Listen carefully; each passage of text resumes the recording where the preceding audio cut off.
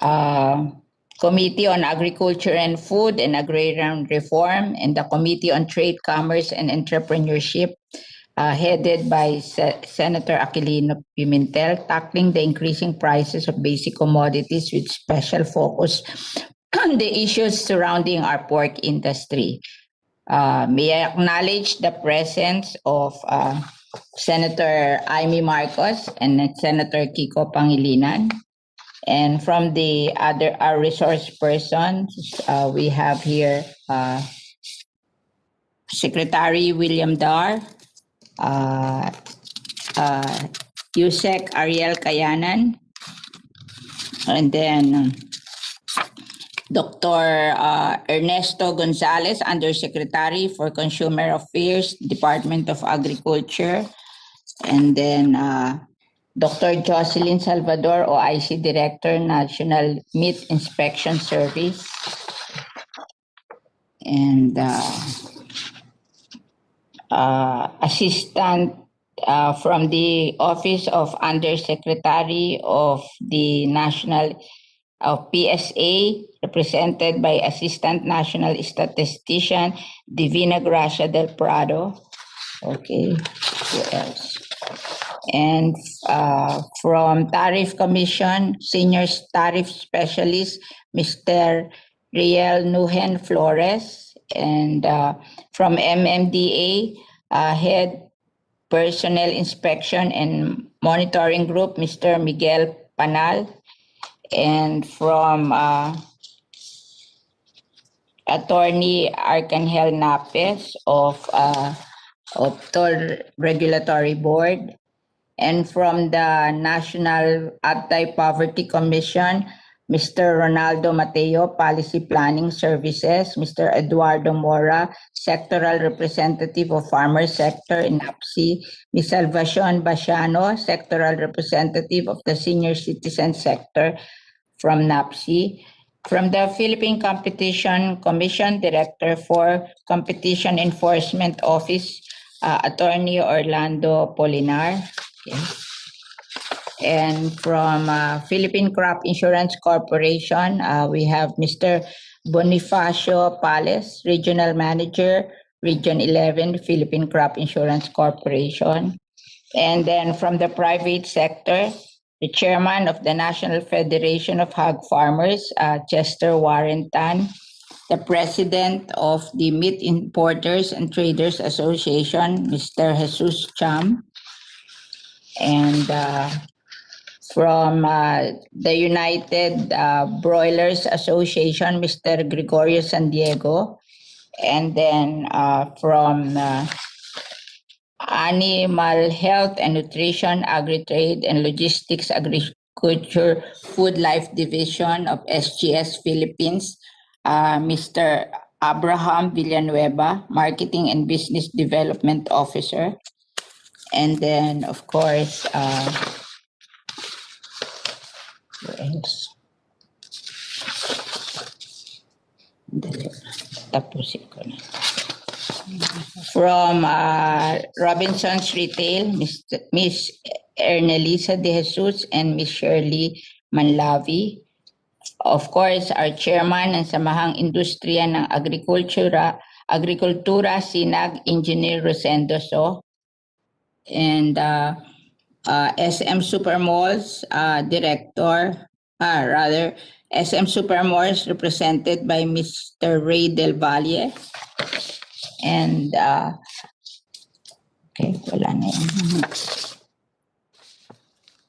Mr. Rafael Mariano, Chairman Emeritus of Kilusang Magbubukid na Pilipinas. Ms. Judith Perido, Senior Statistical Specialist, PSA. Ms. Christine Adriano, Technical Sales Specialist of SGS Philippines. Attorney Victorio Mario Di Magiba, Laban Consumer Inc. And Attorney Jose Inchong of the United Broilers Racers Association. Dr. Benjamin Radok, Director, Economics Office, Philippine Competition Commission. Mr. Alfred Nang, Vice Chairman of the National Federation of Hog Farmers, Inc., and Mr. Alejandro Mailom, Business Manager of Animal Health and Nutrition, SGS Philippines, and Yusek Ruth D. Castelo, Consumer Protection Group of DTI. Okay. So, can we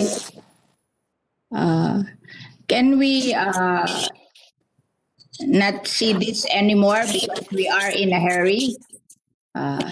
Pwede ba yung committee tanggalin muna to? No, kasi Secretary there will just be spending 1 hour with us. So I want to discuss yung most important topic during that 1 hour, and then we go back to the other topics. Of course, I want to acknowledge the presence of Senator Nancy Binay. Okay. Thank you for coming. And then who else? Wala na. Okay. So we have here Mr. Ernesto Ordonez. Okay. I haven't acknowledged you the presence of Mr. Ordonez.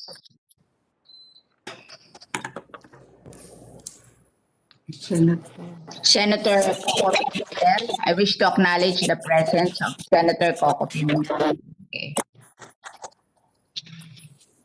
So, this is our third hearing by the Committee on Agriculture, Food and Agrarian Reform, which I chair, and the Committee on Trade, Commerce and Entrepreneurship, headed by Senator Aquilino Pimentel, Coco Pimentel. And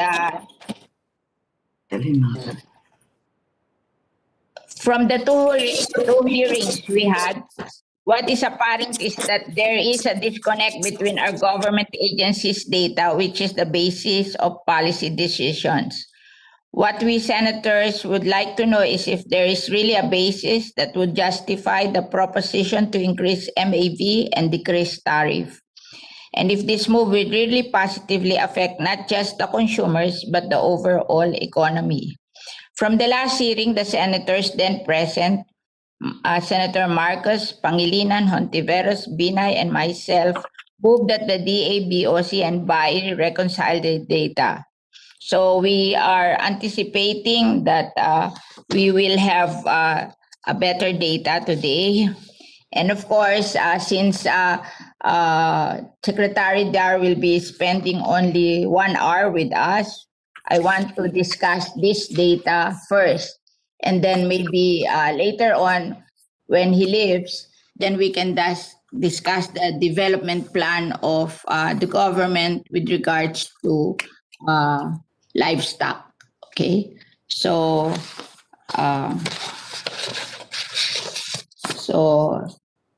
we go now to the hearing. The question is, what is the real landed cost of imported meat within the minimum access volume of 30% tariff, and how much should be if there is really a need to decrease the 30% tariff. And of course, what is the landed cost based on out quota or outside of AMB with 40% tariff, and then will it justify the decrease of the 40% tariff? The suggestion is to decrease the 30% tariff to 5 to 10%, and the 40% tariff to 15 to 20%. Okay, so we will now hear from our resource persons their computation of this landed cost. So we will know if there is a need to decrease the tariff if they are making money with the present tariff. And at the same time, there is also an argument whether what is the deficit of the pork supply relative to demand. And there are many figures. And I guess the figure of DA from Secretary Dar is 400,000. What they submitted is something like 388,000, but that is the only highest figure I've seen So far, even President Duterte has a lower figure according to his press releases. So we want to determine what is really the shortage, and if there is really a need to decrease the to increase the MAV, or the minimum access volume, from 54,000 to 400,000. And that is what we are going to discuss today. So may I hear first from, do we hear first from the DA or from the senators? What is your opinion? So may I call on my co-chair, Senator Pimentel, then Senator Pangilinan, okay, to speak. Madam Chair. And Senator Binay. Okay. I will defer to our resource persons, Madam Chair. Okay. Thank you very much. How about Senator Pangilinan? Yes, I will defer to our resource persons, but on the understanding that they will explain the landed cost, number one, and they will also clarify explain how they reached 400,000 metric tons. And on the first point, the landed cost, how much will be their projected profits if it is 5%, if it is 10% or 20%. Kasi mayroon na silang computation dito nung retail price. So anong kikitain nila kung 5% ang imported na 400 million kilos at 5% tariff, at 15% tariff, at 20% yung proposal nila. Para alam natin ano yung kikitain nila. Kasi kung bilyon-bilyon ang kinikita, tama po ba na ganun katindi ang exemption? Kumbaga, lumalangoy na sila sa bilyon-bilyong halaga dahil sa exemption, but at the cost naman of the local industry. So, again, just to reiterate, one, what is the landed cost reconciled? Two, how much will importers, ano ang kita, ano ang profit kung 5% ang binaba sa 5% ang tarifa, 15% o 20% ang tarifa. And then second point, or third point, yung paano nila na-compute yung 400,000. Okay, thank you. Thank you very much, Senator Pangilinan. So it's the wish of everyone. How about Senator Binay? Madam Chair, just for clarification, is this for both pork and chicken? No, we'll start with pork. It's mostly pork. What we are concerned about chicken is there is a report that we have oversupply of chicken of 500,000. So I think the concern now would be pork, because the pork would be the subject of the reduction of tariff and the increase in MAV. So we will tackle pork first, and later on, if we have questions about chicken, then we can tackle about chicken, because there's no proposal to touch the tariff on chicken and the MAV. It's only in pork, and it's a policy decision. And the industry is very much worried, because I think the president will decide on this after we have finished, or the Congress will go on recess on March 25. He's not making announcement because he cannot do so when Congress is in session. So he will do it on March 25. So we have to influence the policy before March 25. So we will talk on the tariff and the MAV of pork. Okay. Madam Chairperson. Yes. So it's the wish of the senators that the Department of Agriculture will present to us their figures. And after they have presented their figures, maybe the private sector can present also their figures. So we will know because there is really conflict on the figures. Okay, so we go on. We ask the Department of Agriculture to through Secretary Dar to present their pictures, their figures. Okay. Thank you, Madam Chair. Thank you to the membership of the two committees. Maraming salamat po. Good morning to all. Based on the simulations we did, using actual weighted average of CIF price in 2020, there are two levels there based on BOC raw data as of January 7, 2021. The collaborate CIF price in 2020 is 93.82. Now, another level of simulation is based on BOC raw data sent to the Senate at 94.93 pesos landed cost. Now, we have added as per simulation using current offers for frozen pork at an average of US $2.56 per kilo.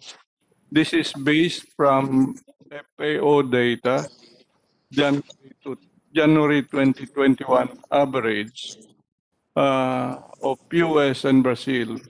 Now, to disaggregate itong 2.56, US is quoting already $2.99 per kilo, while Brazil is quoting $2.4 per kilo. Again, let me mention these are all simulations, Chair. So accordingly, based on the simulation from a low of 5% and 15, 20% of tariffs up to 40%, these are the basic data that are arrived at in the table shown before the two committees. So, these are the data, Madam Chair, showing the simulation of the landed cost and retail prices of imported frozen pork, Madam Chair. So why do you recommend from this the present are we okay?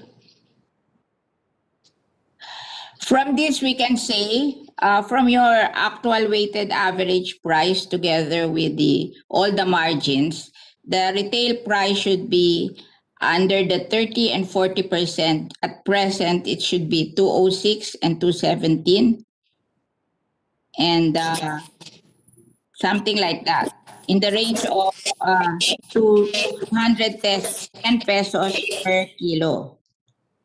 And they're selling to 270 and 300, so they're making money.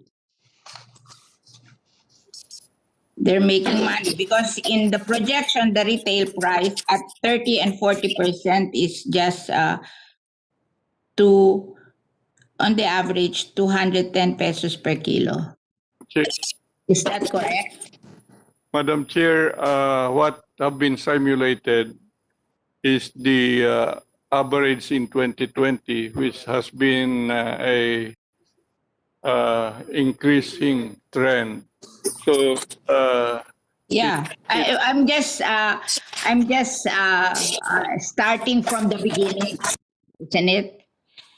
It's only now that the price are increasing, but in before, it's the average selling price should be 210 to 210 on the average, 210 per kilo. including the tariff, uh, the port to additional cost of storage, of imported markup, retail margin, it's still 210 per kilo. And then you did another simulation, and where do we find the 210? Relatively, it's maybe we cannot say that it's $3 kasi hindi ako naniniwala na sa isang developed country from $2 you will increase to $3. That's 50% increase. That doesn't happen in developed countries. Usually yung mga inflation rate nila mas controlled. So I don't think we should assume $3. That's too much. So from less than $2, maybe at worst it's $2.50. And at 20% tariff, they can still make money because they'll sell it at 300 pesos, di ba? So why are we recommending 5, 15, 10? That's the question. That's my personal opinion. Can we hear from the others based on this? Senator Pangilinan? Yes, ma'am. Ma'am, just to clarify, if we are to approve 400,000 metric tons. So that's the MAV. We'll go to MAV. Yes. Yes. I'm now computing the potential profit, ma'am. Kung in-approve halimbawa yung 400,000 at yun ang pumasok, di ba? At Yes. sa halagang may 5% tariff, and yung CIF price niya is 93.82, yung landed cost will be 98.51, yung retail price would be 178, and pagka binenta ng 250, ganito yun ang gusto nating malaman din, ma'am, hindi pa nababanggit. Kung ang presyo ay 250, kasi ngayon merong hindi ba, may price ceiling, magkano ang kikitain? Kung ang presyo ay 300, magkano ang kikitain sa 5%? Kami, just to complete the question, ma'am, when we projected 256 million kilos imported last year ho to, hindi ho this year 400 million ang iniisip po nila. Last year 256 million kilos. If it was priced at 250 per kilo and it is 5% tariff reduced, I mean hypothetical, ang computation na po namin at 178 retail is 18 billion ang potential additional profit. 18 billion at 250 per kilo. Kung 300 per kilo, 31 billion ang projected profit ng mga imported. So ganun ho ang lumalabas ng halaga pag 5%. At current 40%, ang potential profit po, which is still 8 billion. 8.2 billion at 250 pesos per kilo ang kita. So definitely between 5% and 40%, wala naman hong lugi. So bakit po natin ibabagsak ng napakalaki? Wala hong lugi. Sa 40%, hindi ho lugi. So bakit po natin ibabagsak ng ganong kalaki? There is a computation here by Mr. Chen, a pork importer, on how much they make under the 30% tariff rate and under the 40% tariff rate. If it's under MAV, it's 30%, and if it's out quota, it's 40%. Can we hear from Mr. Chen, an importer? Good morning, Madam Chair. Edwin Chen, I'm the President of Pork Producers Federation of the Philippines. I'm representing the local pork producer. We have 42 association nationwide. Mga member namin, yung mga malalaking farm tulad ng Monterey, Lucina, Punico, Bounty, yung mga maliliit na cooperative tulad ng Soro Ibaba, Development Cooperative sa Batangas, Lincoma, at mga iba pa. And member din namin yung Native Pig, no? Yung headed by Ferg Medina ng Ecopig Development Corporation.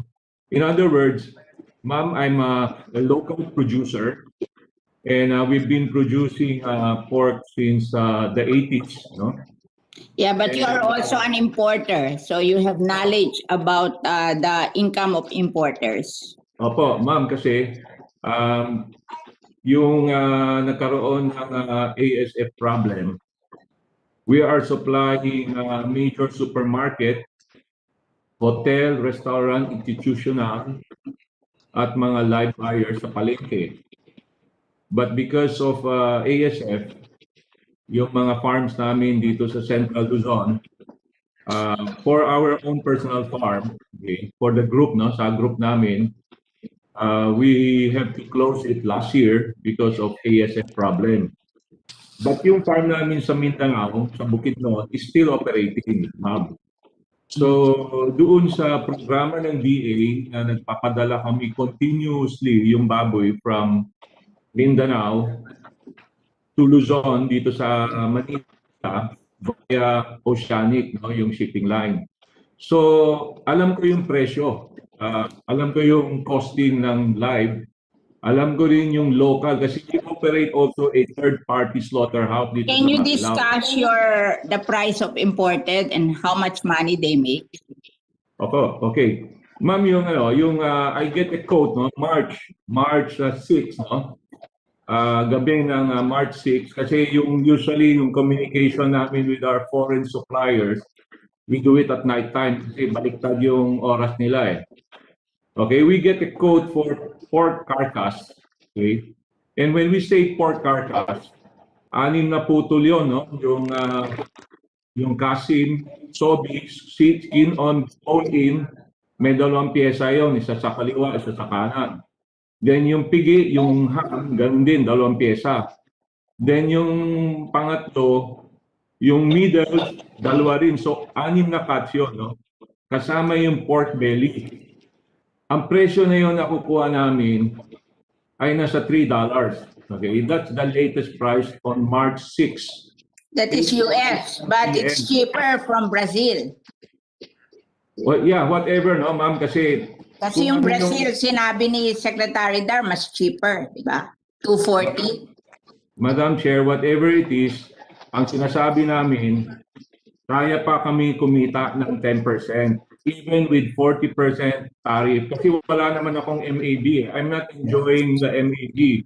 And I am not under-declaring the value. I'm declaring full value, $3 sa customs. Ma-check nyo sa BOC.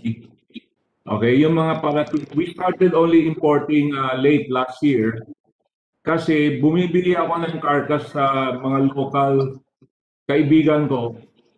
Limited supply na. Bumibili ako sa Cebu, bumibili ako dito sa Central Luzon, and because of ASF, lumiliit na yung supply. So, in order not to disrupt the flow of goods sa market na supplyan ko, we decide to import last year. We started importing yung carcass at $260. Tama kayo, ma'am. And now, as of March 6, umabot na ng $6. Yung $6, I use 49 pesos. $3. You said $3. Why is it $6 now? $3, hindi $6. $3. Yung $3 times 49 pesos, no? Okay. Yung exchange rate. So, umabot ng 147 pesos ang cost ng commodity landed dito sa Port of Manila.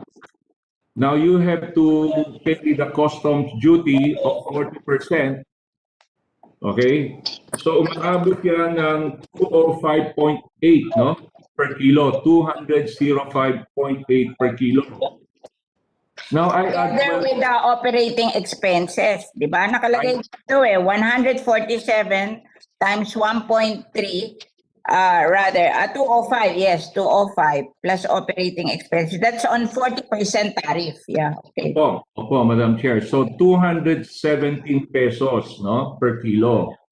Now, Madam, I'm selling this to the trader. Ibig sabihin, doon sa middleman na at 235 to 240 pesos. Yun ang benta ko. Okay? Kasi may kumukuha sa akin, kunyari, 2 tonelada. Okay, I sold, selling to them at 240 pesos. So, kumita na kami ng 22.2 pesos per kilo. That is 10%, no? 10%. 22.2 divided by 217.8, that's 10%. So if I made an ROI of 10% per A month. shipment, Yeah. assuming I just do 1 container per month, in 1 year, that money will turn by 120%, no? So what I'm trying to say here, as a pork producer, I'm giving you the numbers na walang ibang interest, okay? I'm showing you here that, not as a pork importer, because the pork importer, may ibang interest. Maybe they will show you a higher number. But I'm showing you here, integrated kami from farm, feed mill, grain terminal, slaughterhouse, cutting plant, hanggang supermarket. Ito yung presyo ng imported. No? If pumasok kami sa retail, we should add another na kaya pa naman less than 300 pesos, nasa 261 if we use sorry po. If we use 217.8 times 1.2 or 20% margin hanggang retail, 261 pesos lang per kilo. What I'm saying is that maraming cuts, mas mababa pa sa 3 kilo, at $3 per kilo. Maraming cuts, no? Yung walang belly, it's even lower. Okay? Mura siya. Dahil may mga bansa, tulad ng Brazil, ayaw nila yung belly. May mga bansa, ayaw nila yung ham. So, you can buy even at lower. I do not use the lower price. I'm using the highest price. I'm using what I'm buying now. Okay? $3. So you would say that even at the highest price of $3, which is not the regular price, it should be lower, you still make money. Yes po, Madam Chair. That's the idea. That's what we are seeing. That is why we move that, that there is no need for DA or for NEDA to reduce tariff. Because if you reduce tariff, we will incur irreparable damage to the local pork producer. And we will just give a windfall profits to the importers, which we do not like. Because kailangan natin ngayon is to revive yung local production. Kasi yun ang talagang solusyon. Yung food security natin nakasalalay sa local production, hindi sa importation. Yun ang ng Pork Producers Federation of the Philippines, Madam Chair. Okay, thank you very much. Yes, other opinion? Mr. So, yes? Madam Chair, can I also present my Yes, yeah. pwedeng slides? Okay, ano nga.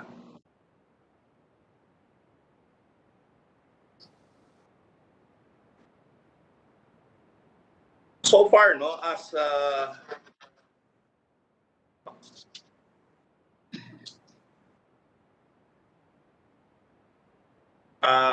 wala yata yung slides. Anyway, yung computation namin, no, dun sa based on PSA record, remaining sow na maiiwan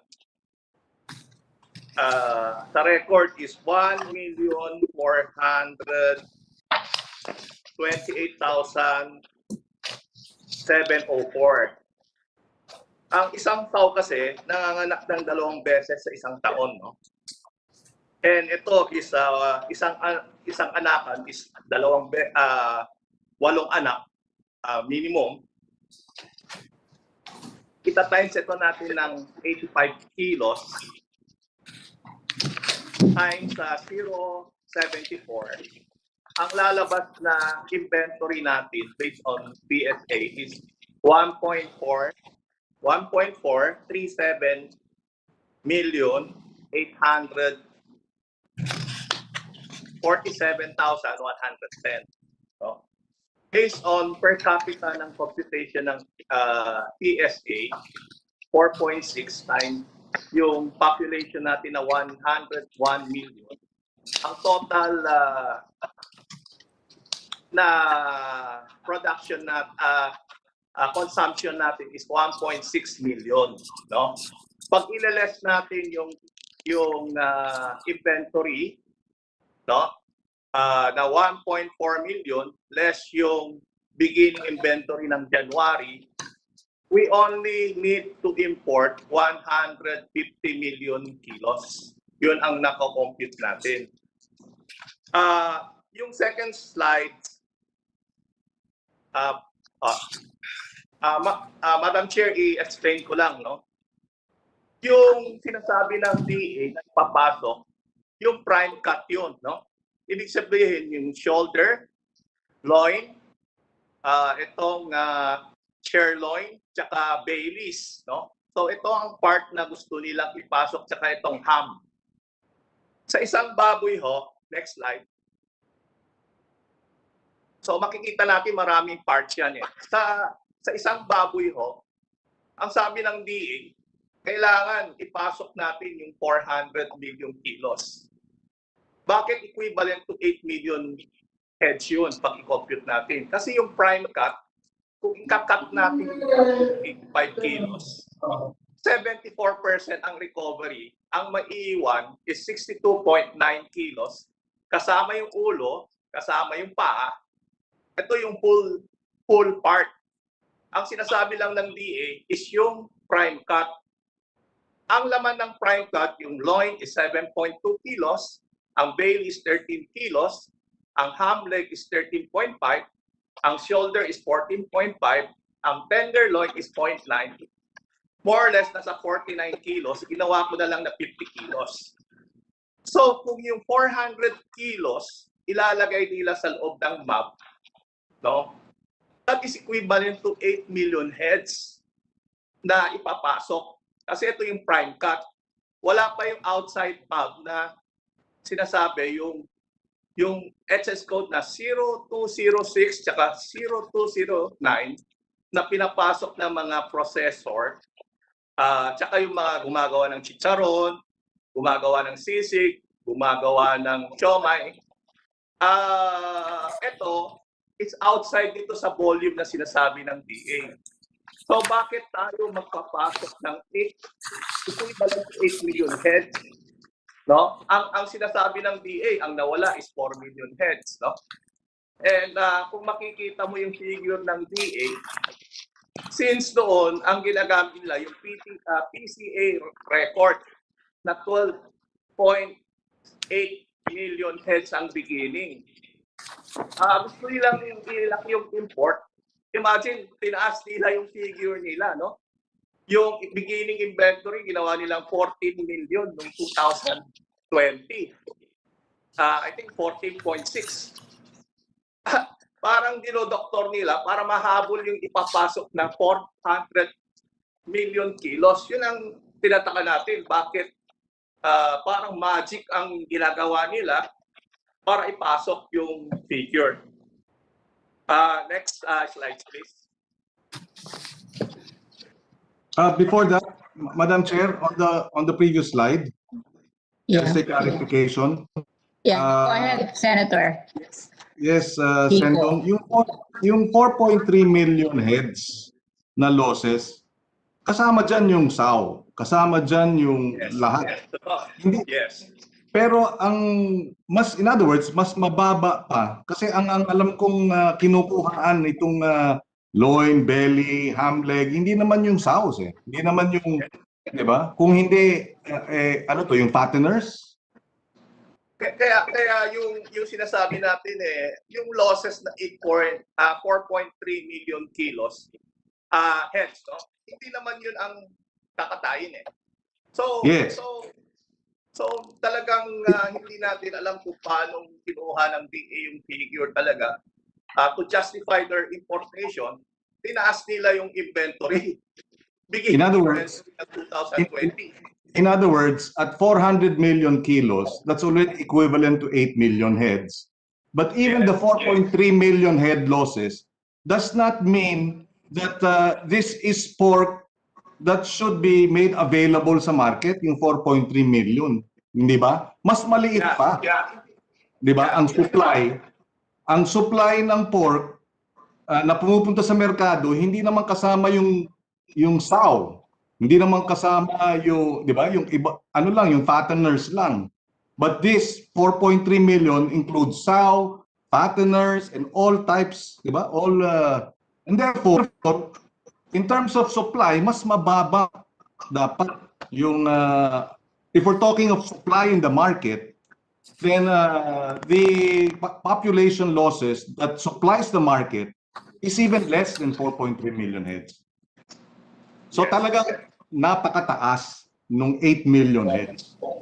Di ba? Yes. Senator Pangilinan, Mr. So, I will just add to I add something to here. I read in the newspaper the press release of President Duterte, which he quoted DA. The demand for pork is for the year is 1.2 million metric tons. To be exact, 1.203827 metric tons. The supply of pork is 1,118,101 metric tons. So he says the shortage of pork is 84,000 metric tons. So this is different from that 400,000 that they want to increase the MAV. The shortage is only 84,000 metric tons against the 54,000 na MAV natin. So parang ito, hindi ma-justify yung pag-increase ng MAV. Di ba? So, and another press release from they said, another press release from DA, BAI Director Domingo, he says there is enough supply of pork because there is oversupply investment to cover the short in Luzon. And Sinag said the demand will be lesser because of the closure of restaurants, food chains, and resorts due to quarantine. And the excess products investment should be transported to Luzon. Okay, that's also in support of not increasing the MAV. But Secretary Dar projected something here, and maybe he should explain this because according to him, the supply is 1,229,864 metric tons, and the demand is 1,618,355 to justify the 400,000 increase in MAV, which is very different from the press release of President Duterte. So can we hear from Secretary Dar to explain this? Yeah, maraming salamat ulit, Madam Chair. We took exception to the comment na dinudoktor nila. That's hindi namin ma-accept yun. But President Duterte is saying a different figure from your figure. Hindi po. I am after Rosendo So said dinudoktor nila. I think that's not acceptable to us.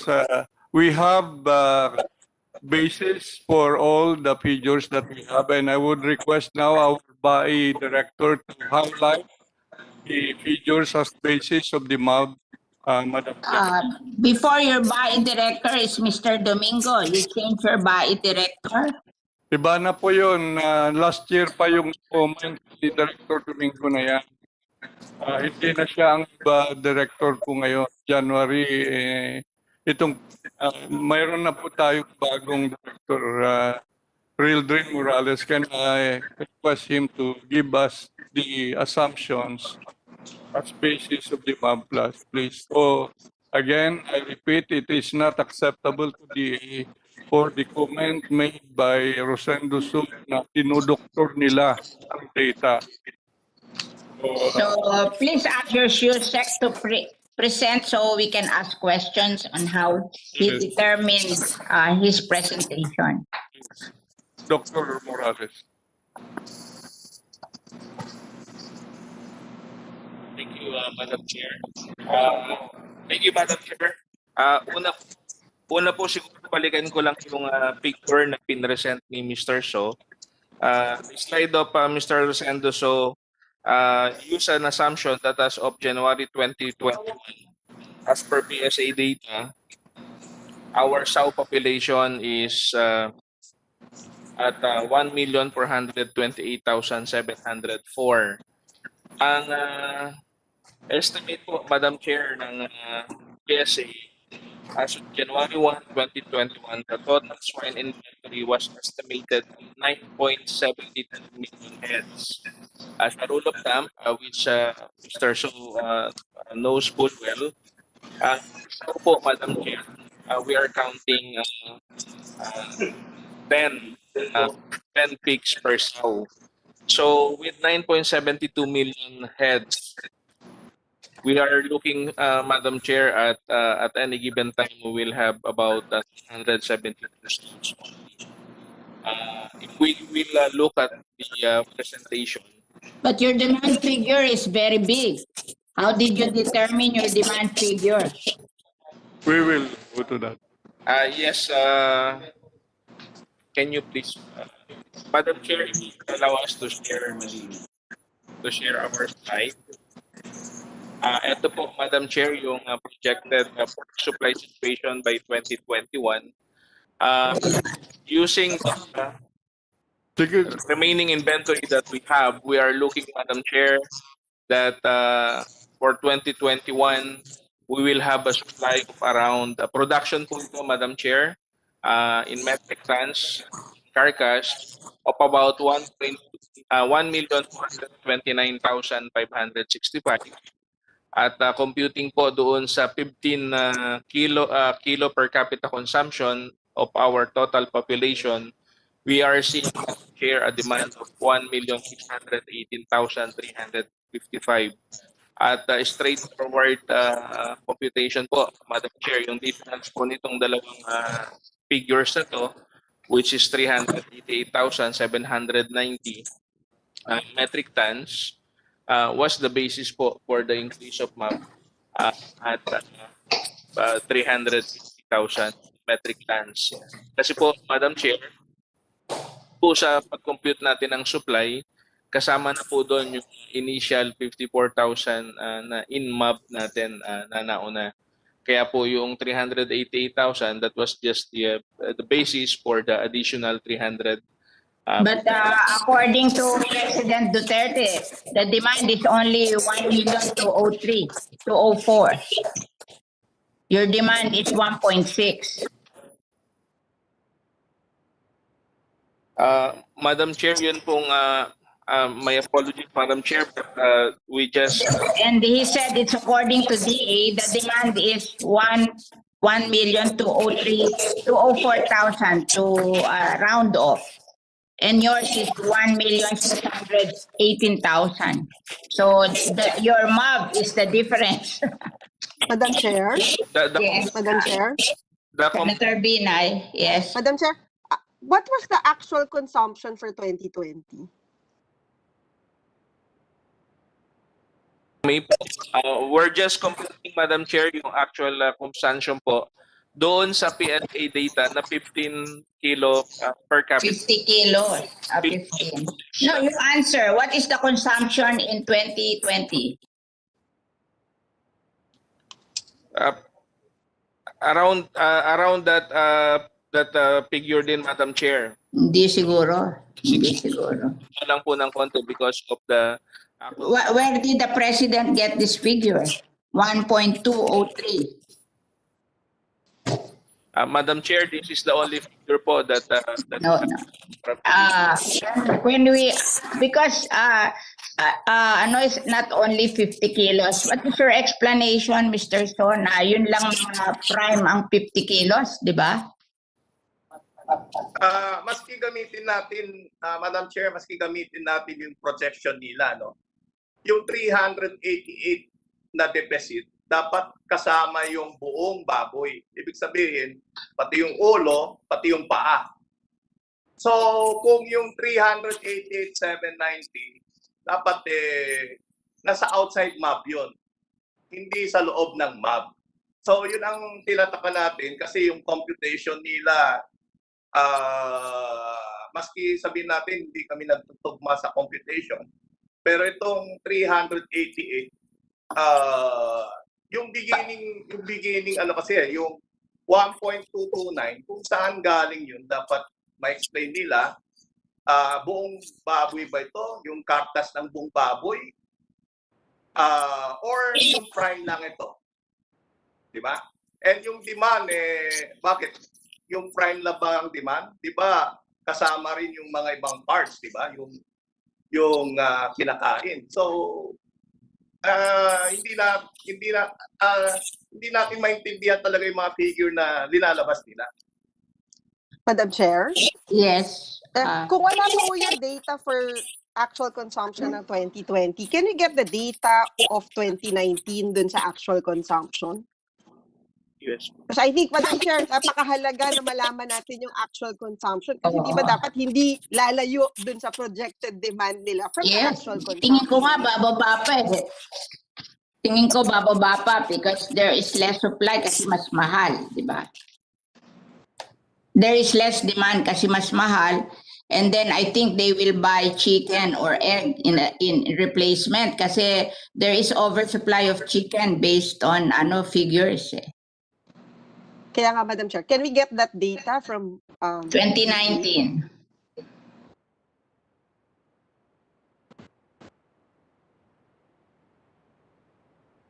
Can you give us the data, the DA, please? Provide po yung data. And 2019, para yung 2019 na, kung hindi nyo maibigay yung 2020, 2019. sa 2019, Madam Chair, we import sa prime cuts po. No, we are not in the local demand. Ano ba yan? The local demand in 2019. Kung ilan ho yung nagamit na baboy for 2019 or nakain na baboy? We will provide po, Madam Chair. Right now, you have to provide because we have to have something here. Bakit hindi mo alam? Isang taon na po yun. Madam Chair, yun nga po, yun pong ating total production, Madam Chair, yung demand po ay pinibase po natin dun sa per capita consumption. No, you cannot do that.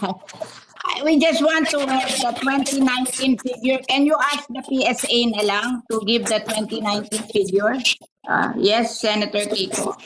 Yes, Madam Chair, basic ho yung per capita consumption. Kasi doon mo makikita kung yung production ba ay sapat doon sa supply. Kasi may argument doon sa per capita consumption ko. Isasama mo ba yung lahat ng parts? Kasi yung 50, yun lang mga prime cuts, di ba?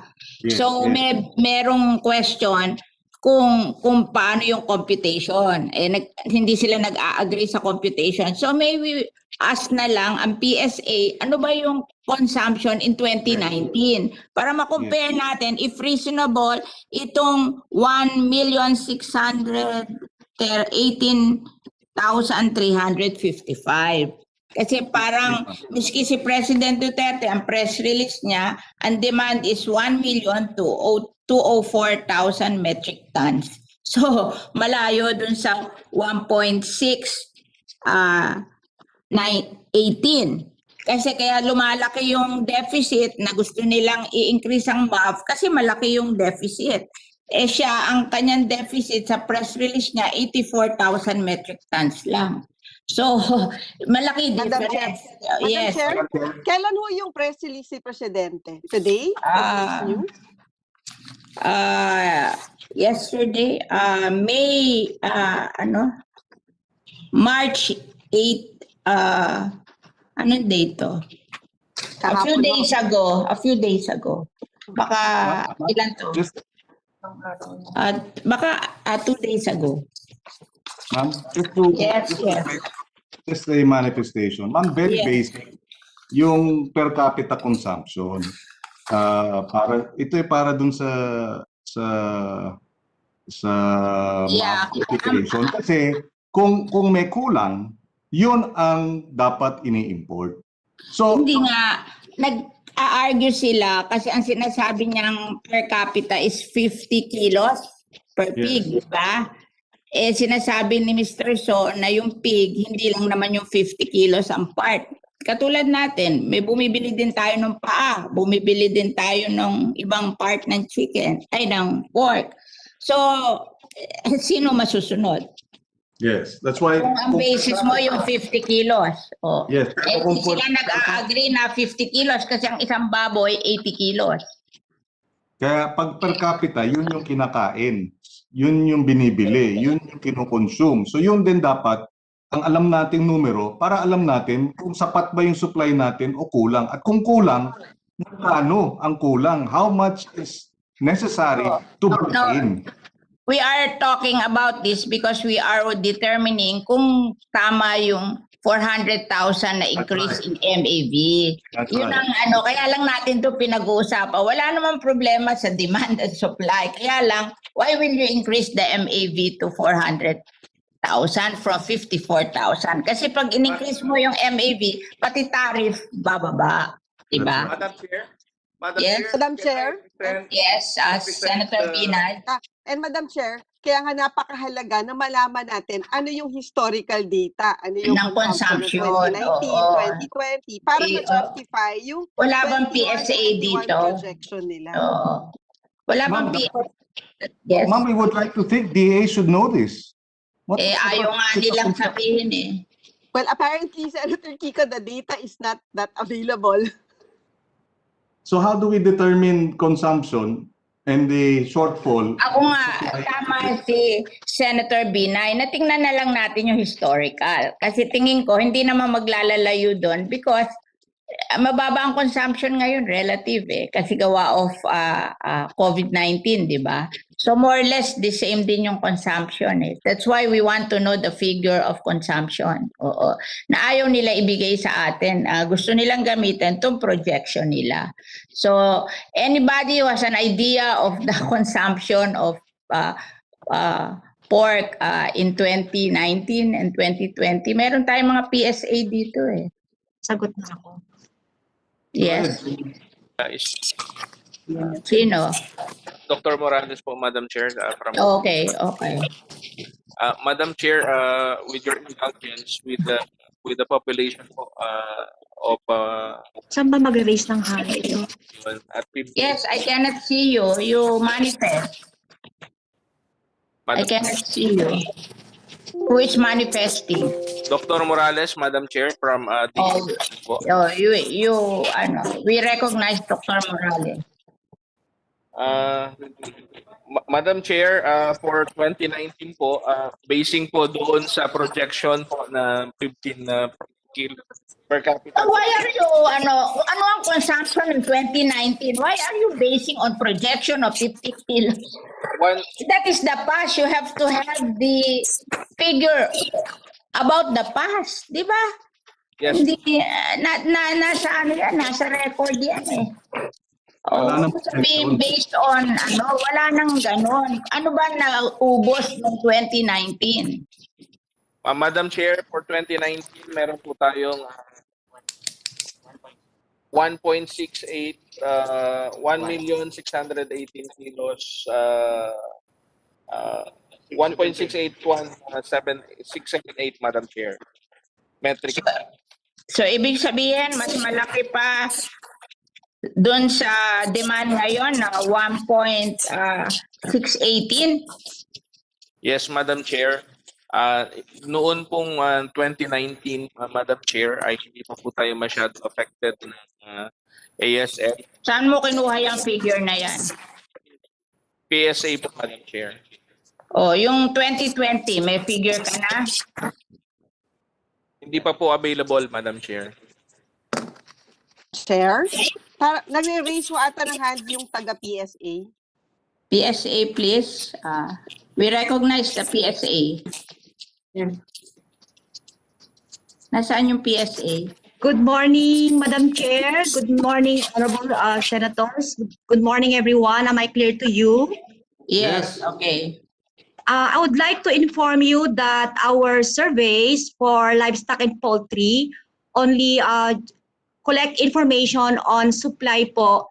We do not have information on consumption. It's only on the production and inventory, Madam Chair. But your previous demand, consumption, you have to have the figure. We are just collecting the supply information, Madam Chair. No, but in your, you have to have the demand on previous years, di ba? Kung magkano ang nakain in previous years, meron yon, di ba? We have information from our family and income expenditure survey, but it's not particularly on the consumption on pork. I wonder where the president got this figure. The president said expected deficit is based on a projected total annual demand of 1.203 metric tons of pork and the projected supply of 1,118,000 metric tons of pork. This is a press release of President Duterte. So I wonder where he got this figure. He said, citing data from the Department of Agriculture. Parang iba do sa data ng Department of Agriculture. Madam Chair, Yes, Mr. Chen. Edwin Chen ng Pork Producers Federation. Madam Chair, I think dahil kasi we also did extensive study on the production and demand, we are in unity with USDA data. USDA, they did quarterly estimate, and usually nagbabanggaan kami sa mga nangyayari dito. The USDA FAS, Foreign Agricultural Services, Madam. And doon, sinasabi nila, when they made a new estimate in January 2021, nakasaad doon sa estimate nila 1.202 million metric tons. Doon tumatama yung sinasabi ni Presidente natin na yung demand ay galing doon po, Madam Chair. Dahil kasi yung sinabi niya is the demand is 1.1 million 203. 203. That's the exact figure that he quoted. And then the supply is 1, and he said it's according to the Department of Agriculture, 1.18 million metric tons sa supply. Kaya nga tinatanong ko ang DA, bakit yung kay President iba sa inyo? Kasi this figure of the President will not justify an increase in MAV of 400,000 metric tons. This figure, I read this. I'm reading all the press releases with regards to this before the hearing, so that I don't have to rely on we can kaya dito parang hindi justifiable yung increase in MAV, pero yung figure ng ang taas-taas ng DA. Parang inexakto nila yung 388,000 metric tons dun sa 400,000 metric tons. Kasi ako, Madam Chair. maybe ako talaga personally, after reading all this, I don't think we should increase the MAV. Maybe we should decrease the tariff on out quota by 10% and the in quota by 10%, but not 5, 10, 15, 20. That's too much. Ako okay lang na 20 yung MAV kung 54,000 pero 400,000 masyadong mataas. Yes, Mr. So. Madam Chair, kung makikita natin yung import, no, yung slides na pwedeng makita yung slides ng number 4. Yes, we recognize Mr. So and the slides.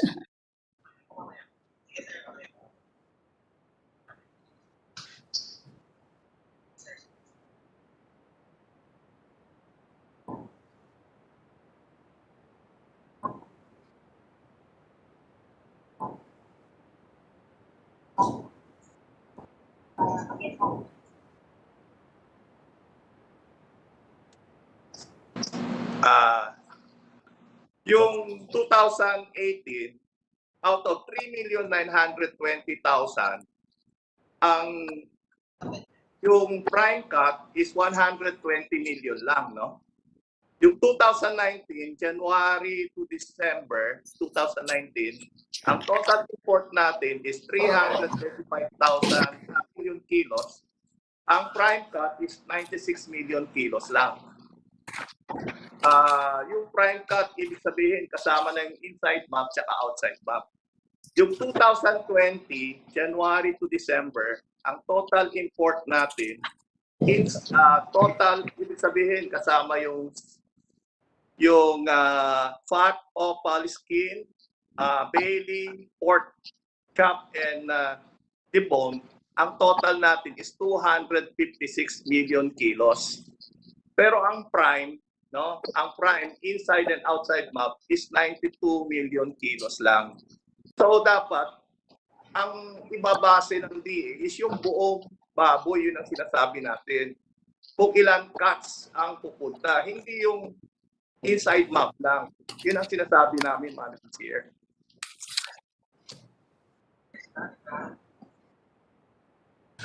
So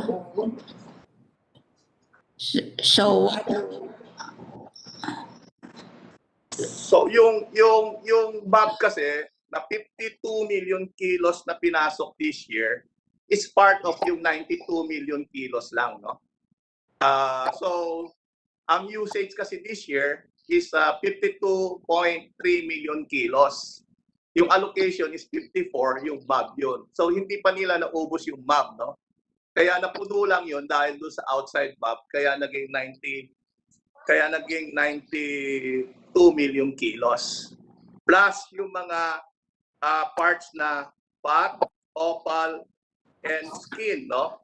Kaya umabot ng 256 million kilos. Hindi So, ba yung offal, yun yung 5% ang tariff?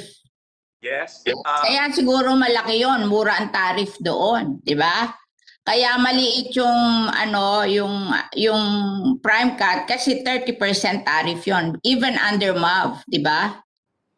Yeah, yung kasi, yung opal, hindi ito ginagamit sa mostly ginagamit yan sa processor.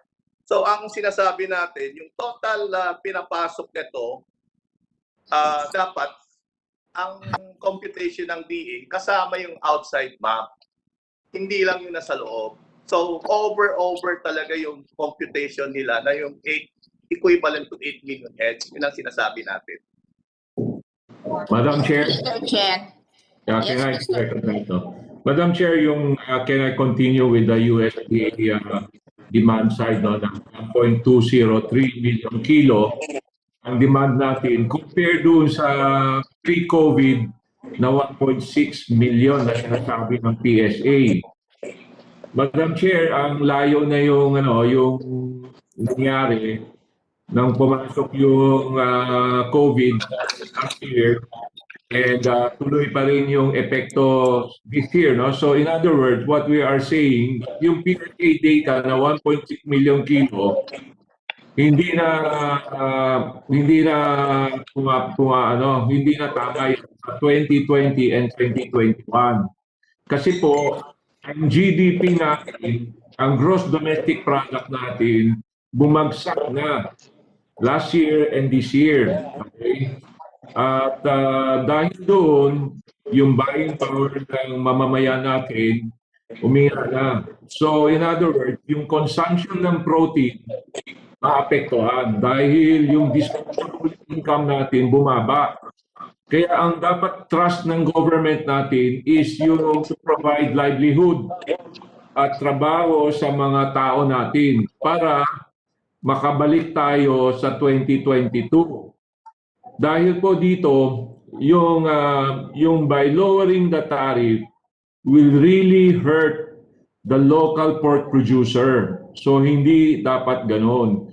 Madam Chair, isa pa, yung tarification natin, tatlong level. Yung unang level ay yung in quota, ma-prime cuts na sinasabi ni Mr. So, 0203 ang HS code natin dyan, wherein yung tarification natin is 30% in quota. Yung out quota is 40%. Tulad nito, 54 million kilo ay in quota. Last year, yung pumasok ay 93 million kilo. Ibig sabihin yan, may 49 million kilo, okay, 49,000 metric tons or 49 million kilos na nagbayad ng 40%. Yung 54 million kilos nagbayad ng 30%. Okay? Dahil sa China, nagkaroon ng variant strain ng ASF ulit ngayon lang. Dahil sinusubaybay namin yung global market, bumabalik na naman sila sa international market. Bumibili kaya tumataas ang presyo natin. Itong Senate hearing natin at sunod-sunod na mga press release in the past few weeks, nakikinig yung mga foreign suppliers sa atin. At nagkaroon sila ng idea na kulang tayo at ngayon tinataas nila yung presyo. Kaya gano'n ang nangyayari. So, ano yung dapat natin gawin? Meron tayong tariff, yung second na tariff is 0206. Yun ang OFALs na mababa, nasa 10% ang tariff rate natin. Iba OFAL 5? 5 yun eh. 5% ang OFAL. Hindi po, Madam Chair, ang OFALs ay 10% po. Okay? Ito ang tinatawag natin na laman loob, yung mga... Yeah, I know. Opo. Akala ko 5% yan. Yung 5% ay yung liver, Madam Chair. Yun ang 5%. At yung taba, yung fats, yung skin, yung rind, yun ang 5% po. So yun ang 0209. Opo. So, kailangan natin maintindihan, maraming murang karne sa ibang bansa na under 0206, na pwede natin ipasok without changing the tariff rate kasi 10% lang yon. At yung jowls dito, yung parts dito sa balikat, dito sa neck, sa ibabaw ng kasi, tawag natin jowls yan, pwede yan, mura yan, Madam Chair. Less than 200 plus pack kahit may taripa at yung profit margin. Pwede yan sa mga mahihirap nating kababayan. So, there is really, if you really understand yung buong picture, there is no need for us to lower the tariff or increase the MAB. We just let it be para may proteksyon yung mga trabaho natin, yung livelihood natin dito. At yung gusto pumasok na imported, let the market be the one to decide. Kasi pag pinasok natin yung 400 million kilos, sigurado, maraming tao dito sa local bibili ng imported, tataas yung import price. Biro mo, dati nag-i-import lang tayo ng 256 million kilo. Ngayon gagawin natin doble. Ano mangyayari yan? Alam natin, Madam Chair, businesswoman kayo. Alam nyo, biglang shoot up yung presyo kung ganun ang nangyayari. So there is really no need to do that, Madam Chair. So yun lang po. Mr. Chen, you don't have to convince me. We have to convince the Department of Agriculture. Kasi ako, mabilis ako mag-decide sa ganyan. Negosyante ako eh. Kaso, hindi naman tayo nagre-recommend kay President, yung Department of Agriculture. That's why we are convincing them that there's something wrong with their figure. Kasi miski si Presidente, iba press release, iba yung press release nila eh. Kaya talaga yung sa akin out of the question yung MAB eh, increase in MAB, parang hindi justifiable. Maliit lang ang short. Tama Madam na Chair? yung 4,000. Ang problema natin, ano yung tariff? Maybe we should compromise with the tariff, pero hindi naman ganun kababa para hindi na lang sila mapahiya. Madam Chair? Yes, Senator Binay. Yeah, yes. Kay Mr. Chen po, based dun sa statement nyo, does this mean na at the end of the day, yung consumer will not buy pork at a lower price? Tama po ba? Because Hindi, may mga murang pork ang sinasabi niya. Hindi naman lahat prime cut. Ang mahal lang yung prime cut, yun yung minamahalan ng foreigner. But yung mga opal na iba-ibang klase, mura naman yun. Katulad natin, pag bumili tayo nung, di ba nabili tayo nung paa, nabili tayo nung ganun, o yung laman ng loob.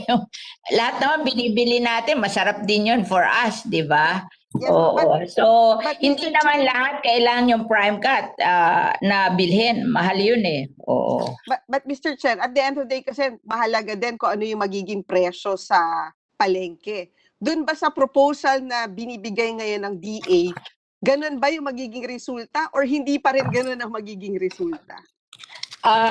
In that connection, because ang solution is to bring, DA to bring yung excess production ng vismin to NCR. And there is this National Bureau of Investigation, NBI, has a report on the investigation on the alleged manipulation of supply and price of pork. Can we give them a chance to make their presentation? It's the NBI. They gave me this Mr. Rodante Beru. Is he here to give this presentation? With regards to the price manipulation of pork, or head of CID, Edwin Labaw. Wala ba sila dito? Kasi nag-submit sila ng yes. NBI, Attorney Cesar Bacani, Regional Director of NBI. Can you explain this, your report on the price manipulation of pork? Good morning po, Madam Chair, Senator Cynthia Villar. Yes. Attorney Cesar Bacani po of NBI NCR. Yes. Ma'am, yesterday the NBI submitted our reports based on the instruction by the Department of Justice. On my part po, it's the National Capital Region, isa sa mga nag-iimbestiga tungkol dito. Also, our intelligence service, yun po, yung binanggit nyo, si Agent Rodante Beru, tsaka si Agent Labaw. Marami po kami dito na tulong-tulong. We submitted our report yesterday. Andyan na po, na-forward tayo sa Senado. Yeah, it has forwarded to me. Yes. Yes, ma'am. So I want you to make a manifestation with regards to this. Ano ang na-discover nyo? Yes, ma'am. Tungkol po dun sa as early as 2019, meron na pong ASF problem ang ating bansa. Doon po nagsimula yung problema na ito tungkol sa shortage tsaka pagtaas ng presyo ng mga presyo ng baboy. For a while, ha? Yes, ma'am. Yes, ma'am. There is a DA memorandum dated February 4, list of stockyards used as temporary stocking area for hog ship transported from Visayas and Mindanao. Tapos sinabi nyo, at the time of inspection conducted by agents of NBI, NCR, and local agricultural officer, no substantial quantity of hogs being kept for breeding, fattening, or kept temporarily for slaughter in the reported list of stockyards. So parang walang dumating. Yes, ma'am. Para yun ang meaning noon. Tama ba to? Ito ang MBI findings eh. Parang Yes, ma'am. walang dumating na na yung sinasabi nila na nagparating sila ng mga stocks from Visayas and Mindanao, parang sinasabi ng MBI wala daw masyadong wala silang makitang dumating. Yes, ma'am. Nagpunta sa Bulacan 4 or 5 times sa Bulacan at ito po ang aming nakikita doon sa mga stockyards base doon sa binigay na listahan ng DA. Yung iba po doon is sarado na. Yung iba naman po doon ay talagang walang substantial number of hogs na nandoon. Hindi po talaga sasapat kasi dapat sa stockyards in 3 to 5 days ma-deliver na nila sa slaughterhouse yung mga baboy. Pero hindi po magawa ngayon dahil nga wala naman talagang baboy na di-deliver sa slaughterhouse. E po ma'am, yung inamin na-discover doon ma'am na talaga pong wala o kulang ang baboy na nasa stockyards na supposed to be ay for ano lang dahil nga hindi raw kayang slaughterhouse lahat sa Metro Manila kaya doon mo nilalagak ng 3 to 5 days. Pero even doon, ang nangyari po doon, dumagdag pa doon yung mataas na presyo sa kung nakuha nila as compare sa price cap for sili sa Maynila. Kaya wala po talagang kukuha ng baboy nila, nakakaunti na. Kaya ang ginagawa nila, for fattening na lang yung iba doon na lang, which is in violation sa stockyards na dapat 3 to 5 days, temporarily lang, ma-deliver nila sa slaughterhouse yung mga baboy na yon. So, ang findings nila, there is really manipulation. Tapos ma'am, nag-i-inventory din kami ng mga baboy na galing Visayas and Mindanao na pinapadala rito sa Maynila, yung local hog racing. Tapos din po, nag-check din kami sa Bureau of Customs doon sa importation naman. Yung aming intelligence service naman, nagsisimula sila from yung sa pag-breeding ng baboy, sa panganganak, hanggang sa pagpapalaki, hanggang sa pagdala ng slaughterhouse. Ito po yung mga data na nag-gather ng aming intelligence service. So, pati daw yung nanggagaling sa customs, hindi nilalabas. Dinadahan-dahan ng labas para ma-increase ang price. Yung ba ang findings nyo? Doon po sa cold storage warehouse, ma'am, nag-i-imbestiga rin kami dyan kung talagang kailan dumating to sa customs, yung historical data rin nila ng mga previous years o previous months, gaano katagal dapat magtagal to sa cold storage warehouse, at ilan yung dumating at ilan yung nilabas. Yun po ang aming pinag-aaralan, ma'am. Nakalagay pa dito, there is a decrease in transportation to Luzon by 5,168 hogs. Substantial decrease from Region 8, Region 11, and Region 12. Ito daw yung month na DA plan to triple MAV from 54,000 metric tons to 162,000 metric tons. Yes, ma'am. That's our observation, ma'am. Na from region... They want to justify yung tripling of yung increase in MAV by making a artificial shortage. From 54,000 to 162,000 metric tons, ma'am, yung ano. 400 nga gusto nila. Sa ngayon po.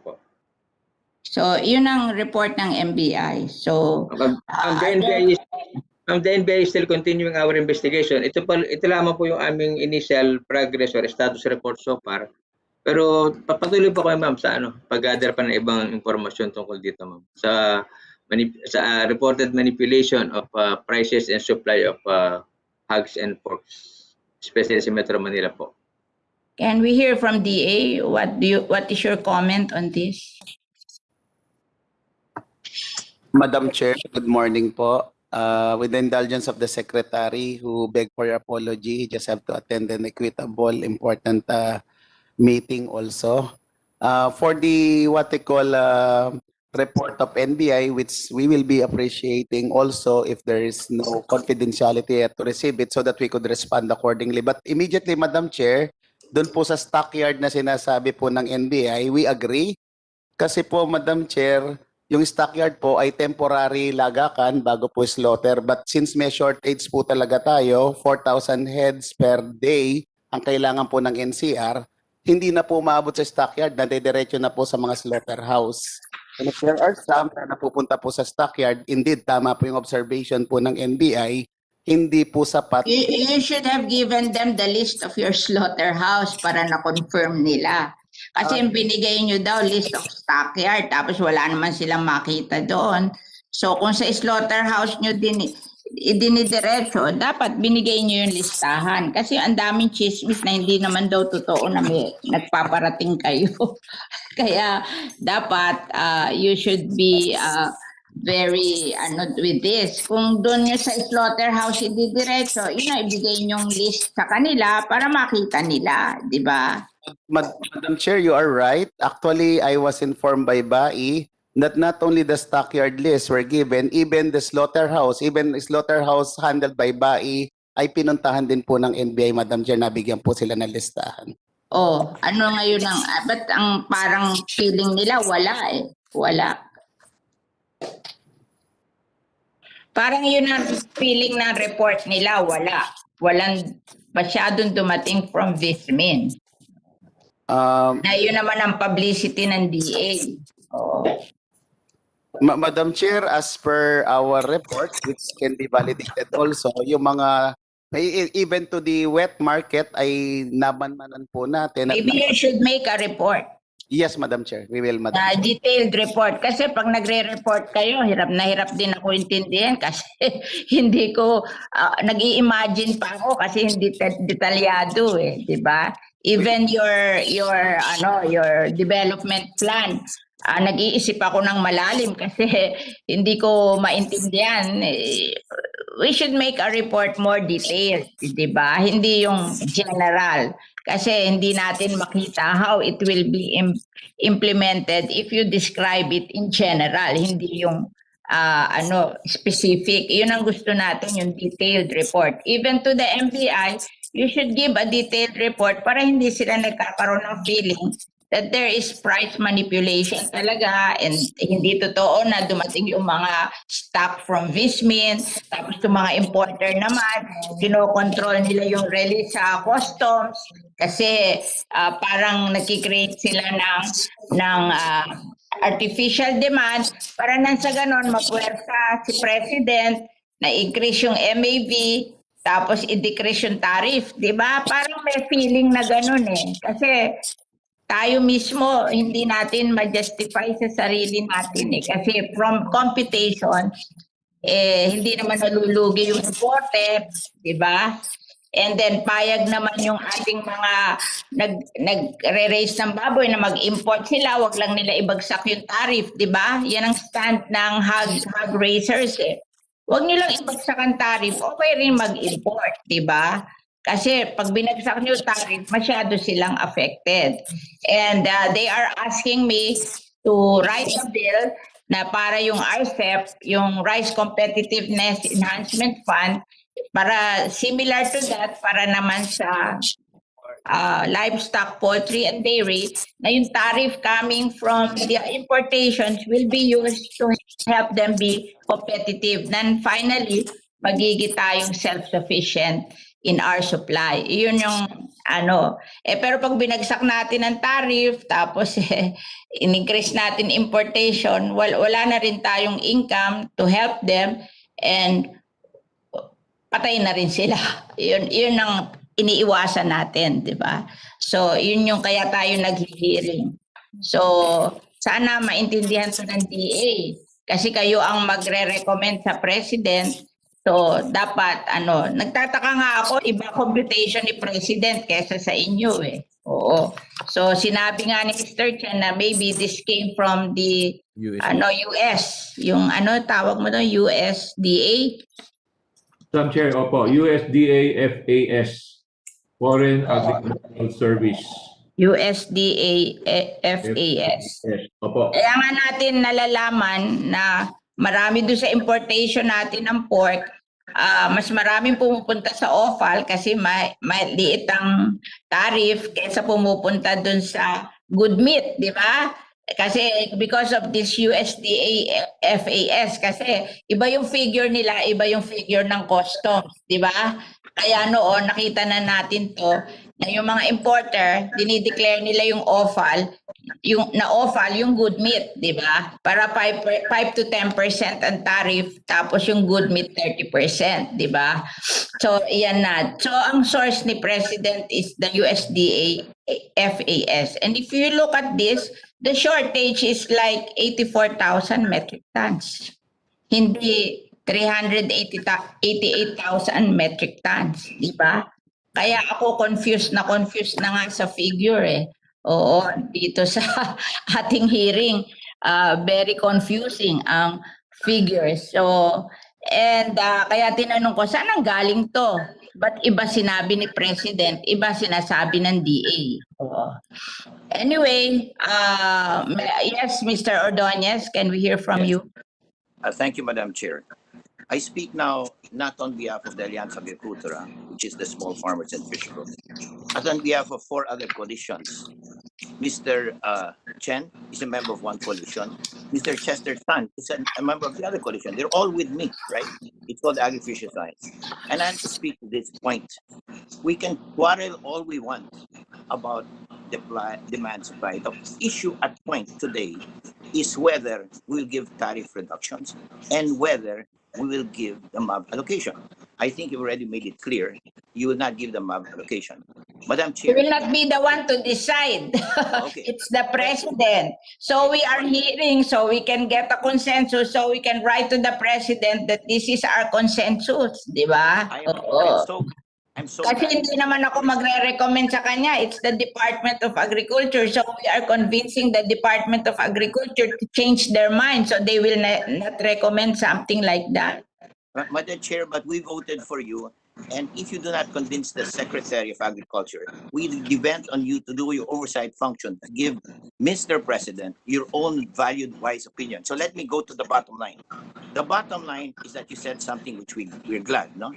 If you cannot convince Secretary of Agriculture, convince the President, MAV should not be expanded. And this is the question I want to give you on behalf of 5 coalitions, including Science and Academe, UPLB, etc. Not giving the MAV is 5 billion pesos. In other words, if you give it to the MAV, you've given them 5 billion pesos to importers and traders who are already making so much money. What will they do with 5 billion pesos? Maybe buy more Mercedes. Whereas the farmers, when we complain to government why they're not doing what they have to do to help ASF, like more testing, etc. They said they don't have money. So here's the money you're giving to the traders, not to us. That's the first point. Second point, you said, let's compromise. See, pwede not 20, huwag naman 5. Madam Chair, I computed that also. If you go to 20%, you're giving away 8 billion pesos. I mean, No, 20 to MAB, which is 54,000, 30% to in-out quota. Parang yun ang sinasabi ko kasi ang tigas ng ulo nila ayaw makinig eh. Kesa naman 5 and 10, 15 and 20. Yung MAB naman is 54,000 lang yun eh. Oh, hindi naman natin talagang we're very doon sa convinced na yung MAB hindi dapat itaas. Yes, Madam Chair, we're not politicians. We just want our future to be secured by people like you. And we want to say this, no compromise. No compromise. Okay, no compromise. Pag tayo hindi nag-compromise, baka 15, 5, 15, 5, 10, 15, 20, abutin natin.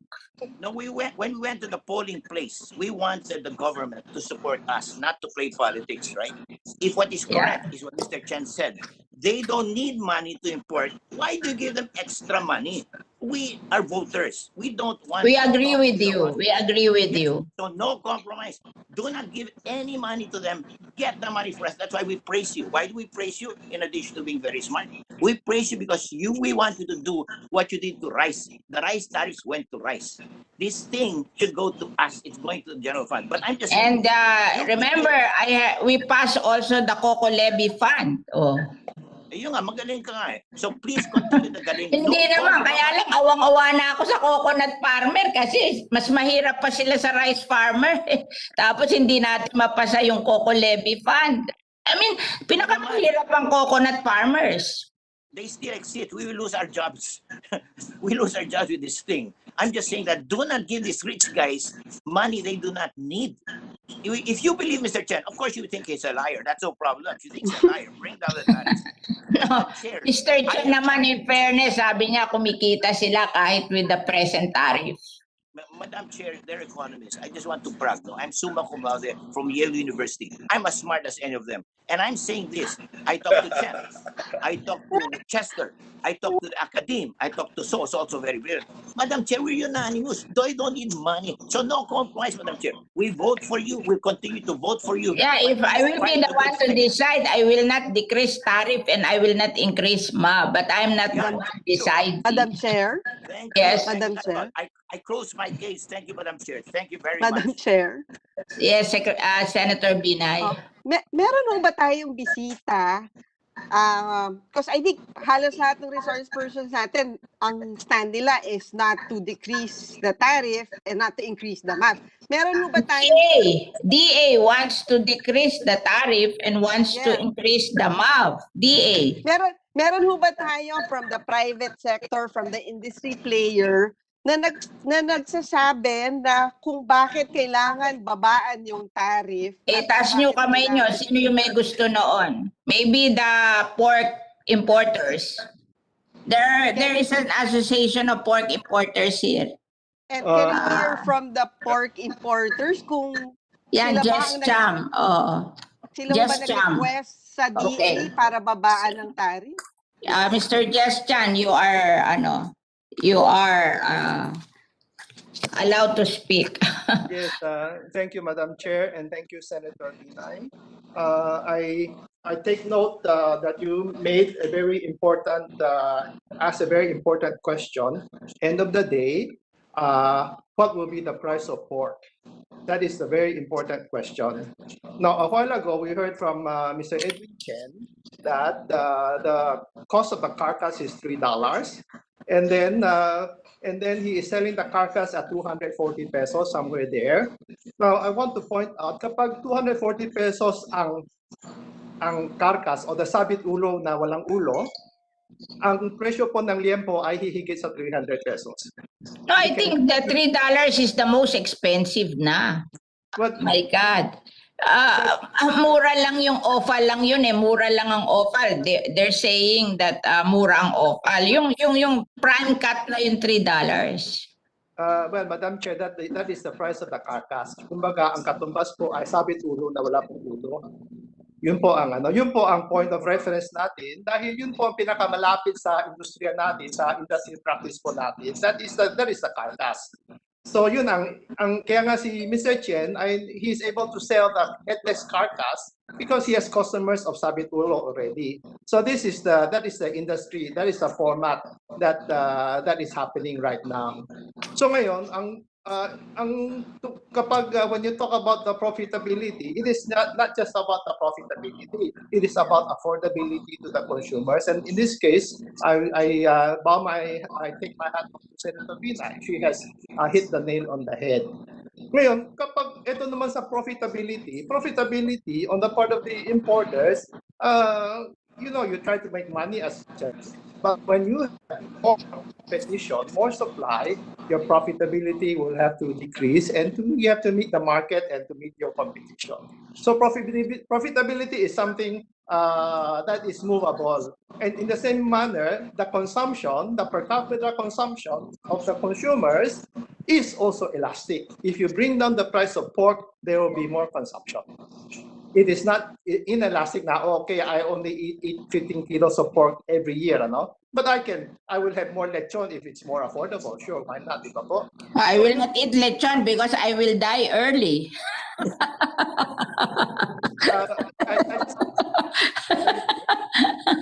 I just want to talk about the increase in the MAB, because the increase in the MAB was discussed in the MAB Advisory Council, of which I am a part of that council. Mr. Edwin Chen is also a part of that council. Ms. Rita Palapiab. They said that they changed the membership of the council when you discuss the MAB. That's the contention of the industry. Suddenly, tinanggal sila sa MAB council when you discuss the MAB. Mr. Edwin Chen is part of the MAB council, and when we discussed the increase in the MAB, he was also present. And the consensus that we arrived at the MAB council was to recommend a higher volume, because we cannot come to the Senate or the Congress with a begging bowl after every 3 months because there is a shortage. The consensus was that we ask for a higher volume, but it will be released as needed. And the MAB Council is monitoring it, and you have Mr. Chen and Ms. Palapiab and the other producer sectors that are also in this council. So please rest assured that there is this is a transparent process, and the producer sectors are very well represented. Yun lang po. Thank you po. Okay, thank you. Do you have a comment, Senator Binay? That's his presentation. Yes, Madam Chairperson, maybe we can hear doon naman sa kabilang side. Yung responses dun sa we hear from Mr. Mr. Chester Warrenton. Okay. Yes. Good morning, Madam Chair, and to all the senators. We are National Federation of Hog Farmers Inc. Paalam ko lang po, yung grupo is 100% po are local producer. I don't encourage all the members Luzon, Visayas, and Mindanao to go into importation. No? And just to answer, ma'am, yung may tinanong po si Senator Binay kanina regarding po dun sa the prices. Ito bang rin-recommend ng DA and recommend ng ating mga importer? Will this stabilize our price? Ito lang po yung after we have studied, every year na binibigyan ng DA ng favor itong mga imported, it will be equivalent to 2 years of delay of our local industry. So yung price po na tinatanong ni Senator Binay na bababa po ba? Temporary, siguro bababa dahil sa imported. But tatagal po yan para makarecover tayo. 1:2 po ang computation namin. So next year, kung may plano na naman yung DA to flood the market, another 2 years na naman po. So yung target natin na 5 to 7 years, aabutin po yan ng more than 10 years. And next po, Madam Chair, to our gentleman from NBI, attorney, baka naman po pwede na nating i-conclude para po mawala na sa isipan ng lahat na merong hoarding, merong cartel, merong manipulation. Anyway, our attorney from NBI have said na wala naman po silang nakita. And yung pong third item ano is, ba ang intindi mo doon? Parang iba ang intindi ng iba doon sa report nila. Wala po, ma'am, sa report nila. In short, wala silang nakitang supply na nanggaling sa Bismin. Wala silang nakitang supply na sinabi ng DA na dinala sa Manila, hindi nila makita. Yes po, ma'am. Kasi po, ma'am, talagang wala naman po talagang mga hoarding and cartel. And just to give idea sa lahat, kaya po naging ganito yung sitwasyon natin. Of course, yung MAB, number 1 po yan, yung reduced tariff. Pero ang talagang nag-trigger po niyan, ma'am, Madam Chair, is yung price cap. Just to give you some regions and for example, yung Bacolod, Iloilo, Before price cap, 2,000 heads po more or pinapadala nila niyan. After po, naging 1,000 na lang, cut into half. Negros from 1,000 to 500 heads. CDO, 1,000 heads to 500 heads. Davao, 1,000 to 200 heads. Zero na po ngayon, walang pinapadala sa Luzon. Jensan, 6 to 7,000 heads, na-cut na rin po into half. Zamboanga, Sibugay, from 100 to 200 heads, zero na po ang dumadating. And Cebu po, because of their memo, for whatever reason, meron po silang 60 days na hindi magpapadala ng live hogs dito sa Luzon. Hindi po yan tinatawag na hoarding. Ang ano po niyan is because doon po sa price na sinupress masyado ng gobyerno na meron pa sila pong pinramis na to give subsidy to our BISMIN stakeholder. Madam Chair, baka pwede po natin matanong itong isang question lang to our Department of Agriculture. Sila po naglabas nito from their Field Operations Service of Department of Agriculture. From February 8 to March 7 po, meron na po silang naparating na 127,868 heads to NCR or Metro Manila. Ilan percent na po ba yung nabigyan natin ng subsidy out of these 127,000 heads? 1%, 2%, 3%. Kaya po sinasabi namin ito, Madam Chair, mas maganda po sana, nire-request namin na ayusin na yung yung price cap, dapat ma-lift na po yan. Hayaan na po kami mag-market. We will be responsible na hindi po another 30 days. Did you read the newspaper? It was extended for another 30 days. In today's newspaper. So, hindi na natin in-extend na nila for another 30 days. Let's ask them about your transport subsidy. You want to ask now about your transport subsidy? Yes, ma'am. Okay. Yes, ma'am. Kasi ma'am, ang plano namin is we will be responsible enough na hindi napag-usapan na po ng lahat ng grupo from Luzon, Visayas, Mindanao na hindi na namin paabutin na same as before na 400 to 450. Napakamahal po yun.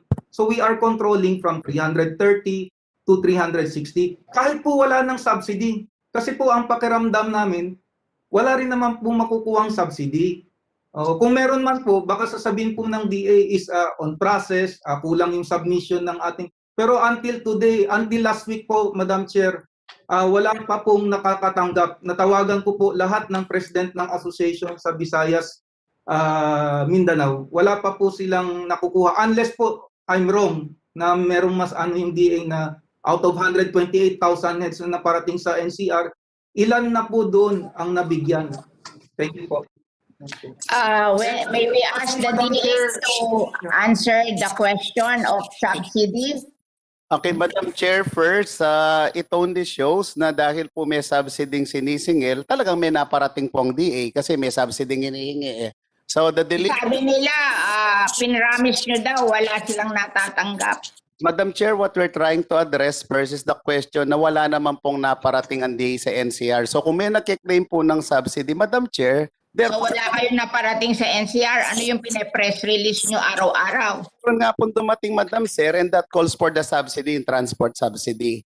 Sabi nila, wala daw kayong binigyan ng transport subsidy.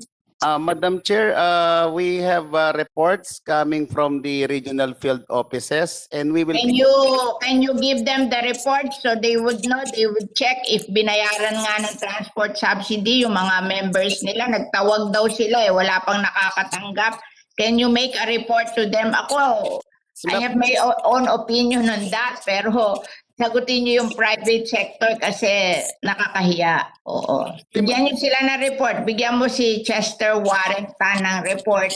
Sino ang mga binigyan niyo ng subsidy para checkin nila kung talaga nakatanggap ng subsidy. Madam Chair, classical example for Region 7, there's a 1.3 million, and for Region 5, there's 3.6 million, and we will be very happy to provide the good The names. Oo. Para transparent tayo kasi nawawalan ng trust ang tao sa atin pag ganyan, di ba? Madam Chair. Okay. So, Mr. Tan, Yusek Kayanan will give you the list of what they have paid. Oh, and you check. So, ikaw na ang oversight ngayon ng payment ng transport subsidy. Kasi we have to exercise oversight talaga kasi para tayo nakakasundo, di ba? Madam Chair, as committed, I will personally coordinate with Mr. Chesterton. Oh, para siya nagtatawag kung nabayaran kayo para maliwanag. Kasi baka sinasabi ng mga tao sa baba nagbayad, hindi naman nagbayad, di ba? Okay, former Congressman Briones, you have the floor. Madam Chair, can we request Yusek Kayanan to enumerate yung mga nabigyan na niya so I can take down notes na in public yung Region 7. Sige nga. Enumerate na daw para i-take down notes. As I will be the oversight, Madam Chair. Okay, very good. Chair listing, so there's a long list. I'll be giving you the listing. Gusto niya nang madinig para daw malista niya na Kahit na yung malalaki lang. Per region lang, Madam Chair. Per region. I will coordinate with Yusek Ariel Kayanan for the details. For the region lang. For the region daw, i-manifest mo by region. Okay, as mentioned po kanina, there were actually releases for Region 5, Region 7, and the other are for processing po. Tama po yan, Madam Chair. O di dalawa lang for processing ang iba. Yan ang nga sinabi niya na isasagot nyo for processing Region 4A which has the bulk of the what we call the contribution, Madam Chair. Region 4A daw. Ito ang taga Region 4A, former Congressman Briones of Agap. Okay, you speak. Ma'am, you're allowed to speak now. Yung po kanilang nire-report na 128,000 na parating, yan po hindi nila kayang baybayin kung sino-sinong nag-deliver Alam po niyo kung bakit? Kaya po may dumadarating na kusa. Ang presyo po ngayon ng baboy sa palengke, naglalaro na po sa 330, 380. Kaya yung po mga traders, retailers, nakakapagbenta na hindi na po dumadaan sa DA. Kaya subukan po nilang ipa-implement yung 270 to 300. Wala po uling darating. So, wag po nila i-claim yung 128,000 na dumating sa Metro Manila. Kaya po ganon, sapagkat ang presyo po ngayon ay yun na pong tamang presyo. Pero sabi nila nagbayad sila sa Region 4A ng transport subsidy. Nagbayad ba? Ma'am, wala pa pong nakakapagsabi sa aking mga miyembro. Meron po tayong 80,000 na mga backyard racers, Limcoma, Sidsi, Kapmako, Luntian ng Quezon. Wala pa pong mga nakakapagsabi sa amin na meron silang nakiklaim sa DA. Yan po'y kusang dinideliver sa ngayon sapagkat hindi naman po na-implement yung 270-300. So hindi na po sa amin mahalaga yung price cap sapagkat hindi naman po nila kayang ipa-implement. Ang amin pong napakahalaga ngayon na tinututukan, yan pong inyong agenda ngayon. Yung pong minimum access volume, dapat po yan tama, huwag na mataas. At yung in-excess, out quota, 40% po. Hindi po kami tumatanggi. Kahit mag-import sila na mag-import, basta at 40%. At tama po yan na kaya po nila gustong ibaba ng 5% ang taripa, ma'am. Dahil ang mga misdeclaration pong ginagawa nila, hindi na nila kailangan gawin. Hindi na delikado silang magkaroon ng kaso sa economic sabotage ng smuggling. 1 million over economic sabotage po yan. Kaya yung pong sinasabi ni Edwin na joules, ayan po talagang pwedeng kung yan po mapaparami, mapaparating dito, 10% lang po ang tarif niyan, napakamura po niyan, pwede po yan para sa ating mga walang trabaho at mga kulang sa pambili. So, hindi na po kailangan talaga. At pagka po nangyari, ma'am, na nangyari na naman na kami malulugi, madi-discourage po tuluyan, hindi kami makakabalik, hindi po mag-i-expand. At pag yan po yung nangyari, hindi ko na po alam kung anong gagawin ng mga magbababoy. Maaari pong kung saan namin isurrender na ang aming baboy pag dumating uli sa pagkalugi, sa kabila na nangyayari sa amin, ganito po ang aming aabutin, baka po i-deliver na namin ang baboy libre sa DA. Ang para lang may masabi namin kami, sawa na po kami sa pahirap na inaabot dahil po sa importation, sobra, smuggling, at ito pong African swine fever. Dapat po yan ang pagtuunan ng Department of Agriculture. Hindi po nila napipigil. Hanggang ngayon po, walang nagdi-declare sapagkat wala naman pong nakukuha sa Department of Agriculture. Patuloy pong kumakalat kahit po sa bagong kahapong ayun pong press release. ASF is still raging. Sabi po ni Secretary Dar sa Philippine Star. Malinaw po yun ang pag-amin na hindi niya napipigil ang African swine fever. Bakit hindi po ito ang kanilang pagtunan? Bakit hindi po kuhanin yung taripa na dapat maibigay sa farmers at ito po ang itulong para po mabayaran yung lahat ng tinatamaan na African swine fever. Yung pong insurance na pinapangako nila. Nag-inquire po ako, ma'am, dahil gusto ko po agad ma-insure yung aking baboy. Hanggang ngayon po, wala pang inilalabas na ano ba yung pagbabagong sinasabi nila. Kahapon lang po nagtanong yung aking kapatid sa Region 4A ng Philippine Crop Insurance. Wala pa po. Samantalit sabi po, talagang mauubos ang baboy. Pag nauubos na ng African swine fever, uubusin pa itong MAB na 400,000 metric tons, susurrender na po kami, ma'am. Maniwala ho kayo sa amin. At lalo po magkakaproblema ang Pilipinas sapagkat kung hindi mapipigil po yung ASF at dumating po na nagmahal ang importation at wala tayong ma-import, tingnan po natin yung magagaling na ekonomista na ang gusto nila ay pagka kikita ang farmers, sa kabila na sila nahirapan na ay dudumugin ng importation ng ating bansa, ay talaga pong walang nangyayari sa ating nagsasaka. Salamat po kami, ma'am. At kayo'y nandyan, ipinaglalaban niyo po kami. At kung wala pong mga senador na nakakaunawa po sa sitwasyon ngayon, in spite na nangyayari sa amin, nawala na po ng 40%, 100 billion, yung pong industriya ng pagbababuyan. Ang solusyon pabahayin ng baboy. At zero tariff, ang makikinabang ay 5% tariff, ang makikinabang ay ang ating mga importer, mga dating smuggler.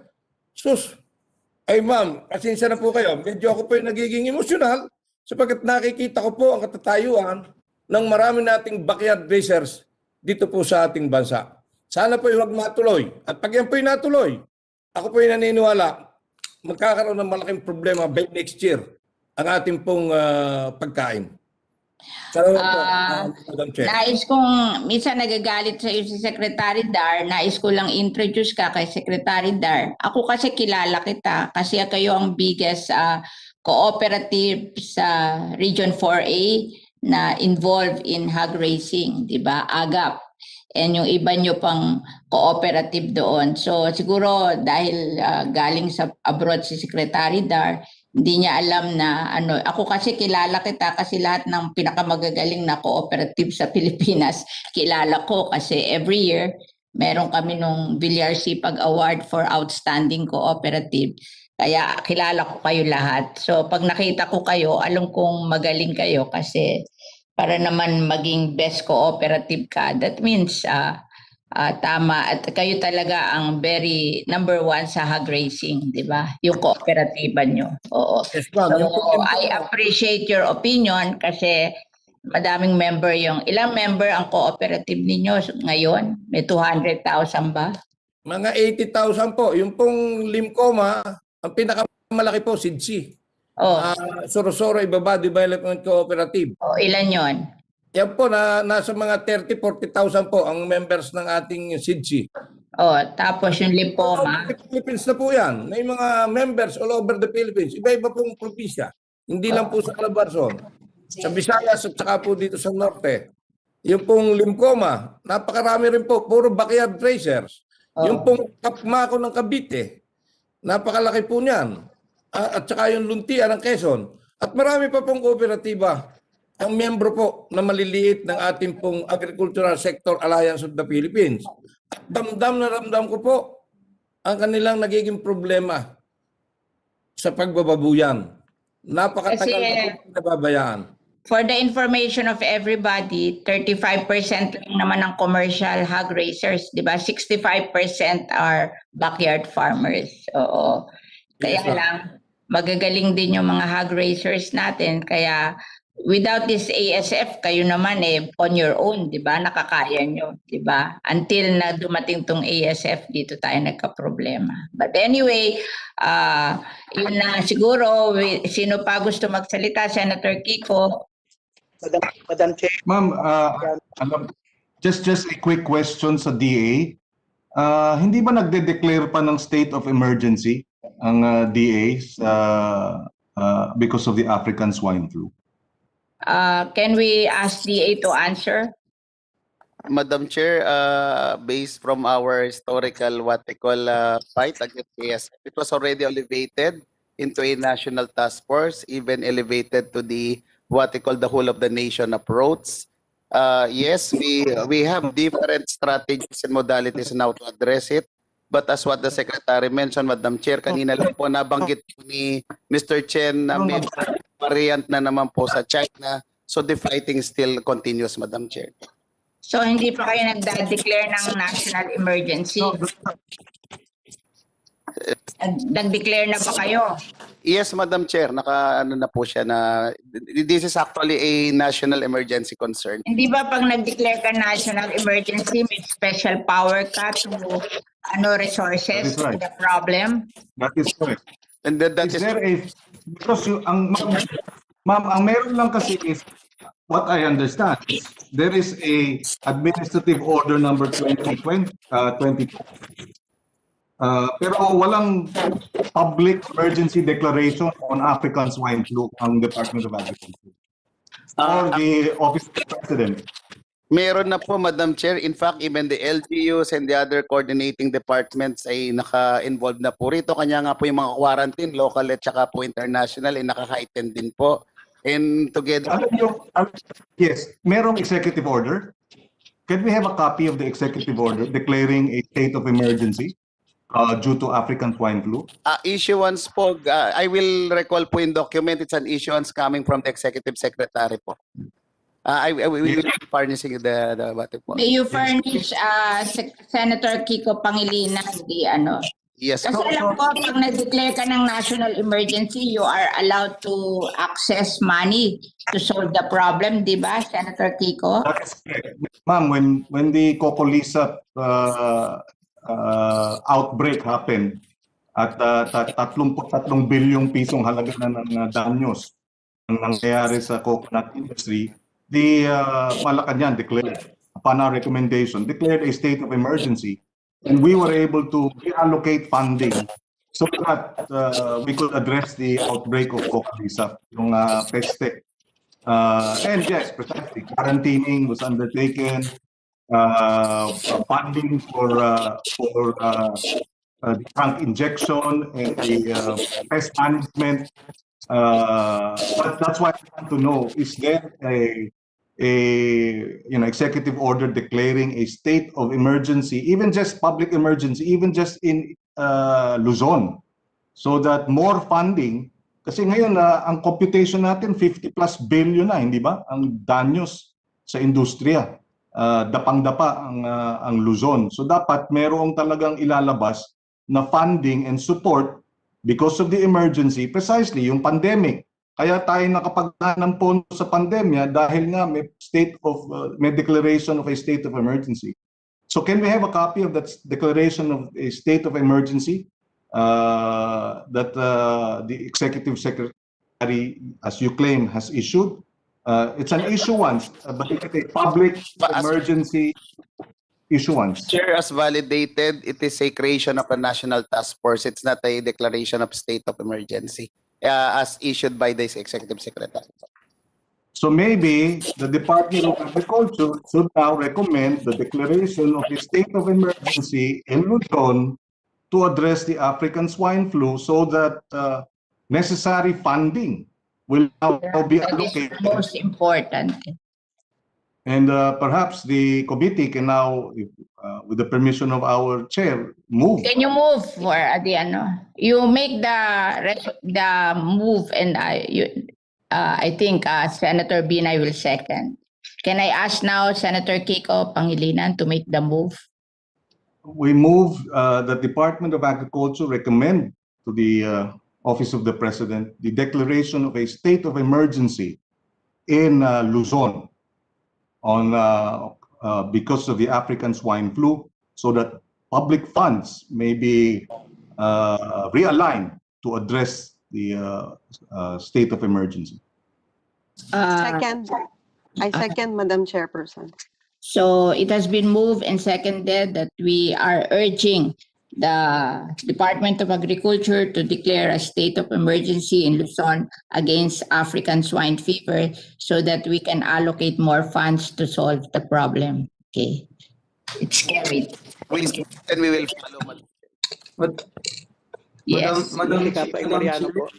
Madam Chair, Who's Chester here po. Okay. Just a suggestion. Yeah. With our respect to Senator Kiko, can we include Visayas, Mindanao instead of Luzon only? In short po, the whole Philippines po, state of emergency. Kasi po, there are isolated cases. Okay. Thank you, Sister. If that is the recommendation of the sector, I have no objection, but I will have the DA also perhaps consider that nationwide. So we are reconsidering that it should be declared nationwide. Okay, thank you. Madam Chair, I want to address Thank the you, question Senator. to Senator Binay. In addition, Madam Chair, Yes, Congressman Briones. baka po ma'am, pwedeng ilagay na doon na indemnification fund for the infected hogs ng ASF. Once na tinamaan ka ng ASF, magkaroon po ng indemnification fund. Kasi po napaka-importante po niya. Napilit na hindi po nire-recognize ng Department of Agriculture. Hindi, dapat talaga yun eh. Paano naman papayag na patayin na isang mahirap na farmer yung kanyang baboy kung hindi mo babayaran? Yun na lang ang kanilang pinanghahawakang hanap buhay, di ba?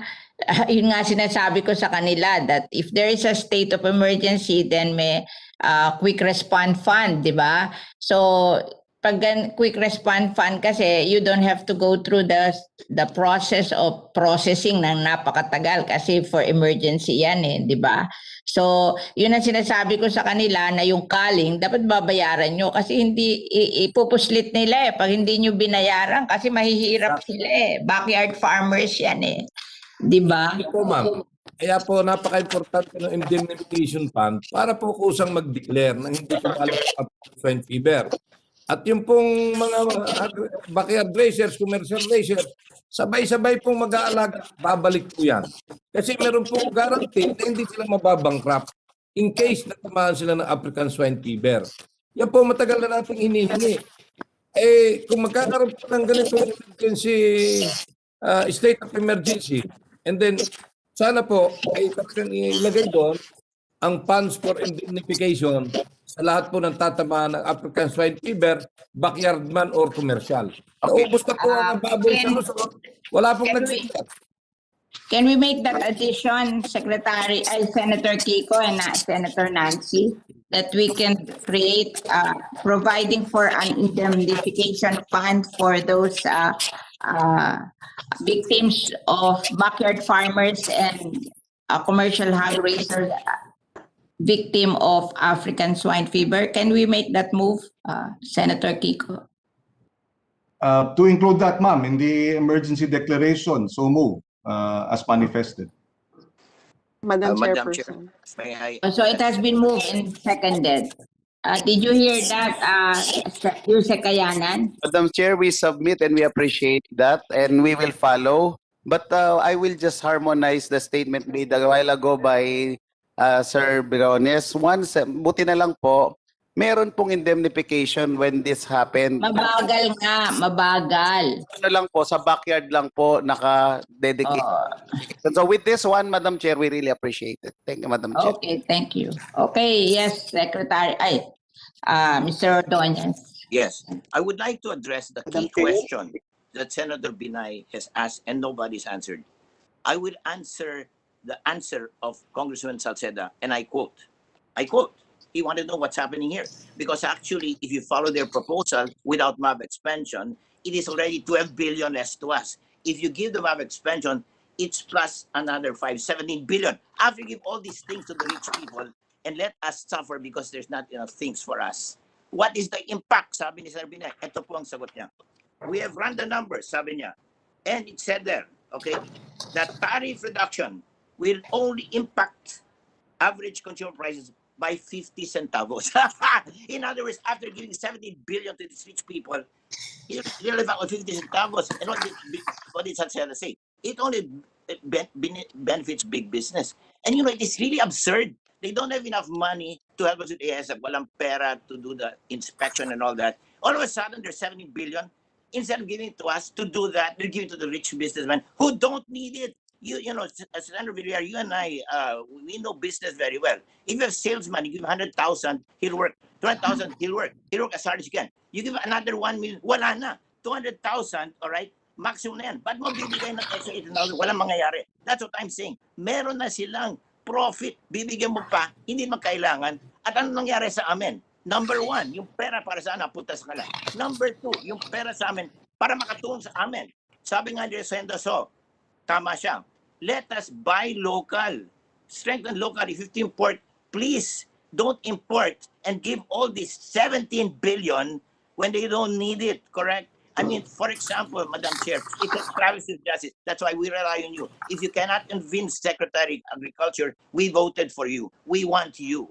And the Senate, whom we voted for, including Senator Binay, to go to the president. You don't have to go through a department secretary. Okay, you should. I like Mr. Darren. Frankly, he may be under pressure. Frankly, I love him. You know, I love him. Maybe he's under pressure. But our future's at stake. We must get the Senate to stop. No compromise. Why must you give an extra 5 billion when you don't have to give a cent? Give it to us. Thank you, Madam Chair. Thank you, Madam Chair.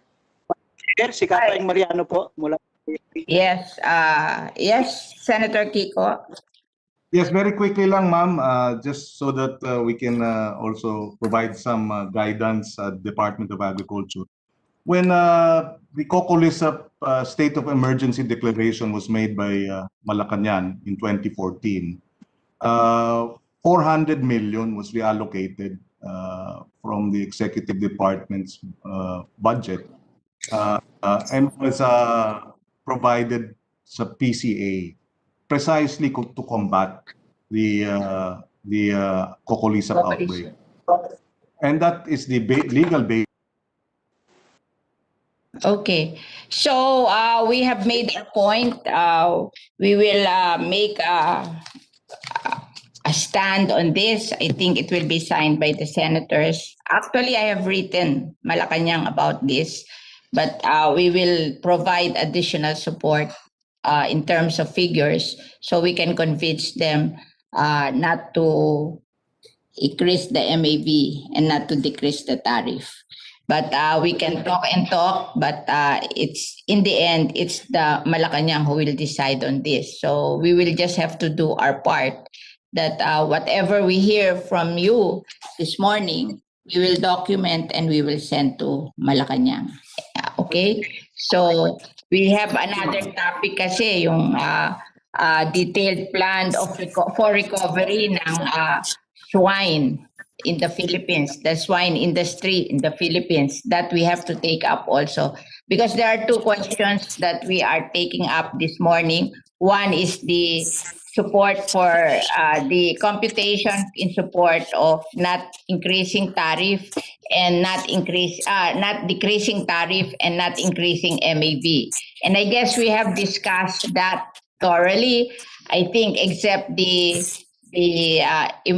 Association of Importers, we are all in unison that there should not be an increase in MAB and decrease in tariff. Do you agree with me?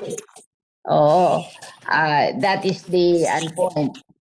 We think that kasi may nakita pa akong figure, sabi nila, if we can bring Vismin to Mega Manila, then that will cover for the shortage in pork in Mega Manila. And at the same time, they said that ito rin press release na president na during the year, there will be 500,000 metric tons excess in poultry. Binasa ko kasi yung press release niya eh. Excess in poultry. So with that excess, if there is an 80, parang kulang lang 84,000 doon sa press release niya, di kayang-kayang lumipat na lang sa pagbili ng manok instead na bumili ng baboy, di ba? Parang 500,000 metric tons ng poultry ang excess eh. So ang doon sa figure niya 84,000 lang ang short ng baboy. So kayang i-cover ng manok. So that's another alternative sa ating mga kababayan na bumili ng manok instead of baboy kasi mahal ang baboy. Anyway, we go now to the next topic, which is the detailed plan for recovery of the Department of Agriculture with regards to the swine industry. Yes, Senator Kiko. Just a quick manifestation, ma'am. Kaya maganda talaga, ma'am, yung state of emergency public declaration. Kasi nakita natin nung huling hearing, dun sa 28 billion, 27.5 billion pa utang. Yeah. Ang danyos ang danyos is 56 billion pero ang pondong inalalabas 500 million. So this public emergency declaration will now address yung karampot na pondong napakaliit na ilalaan na hindi pa utang. Yun dapat ang and pwede hong makuha. Yun ang pag-aralan ngayon. Doon sa taripa. Doon natin kunin yung pagdagdag sa pondo para masuportahan itong public emergency na ito, ma'am. So yun ho, ang kainaman. After this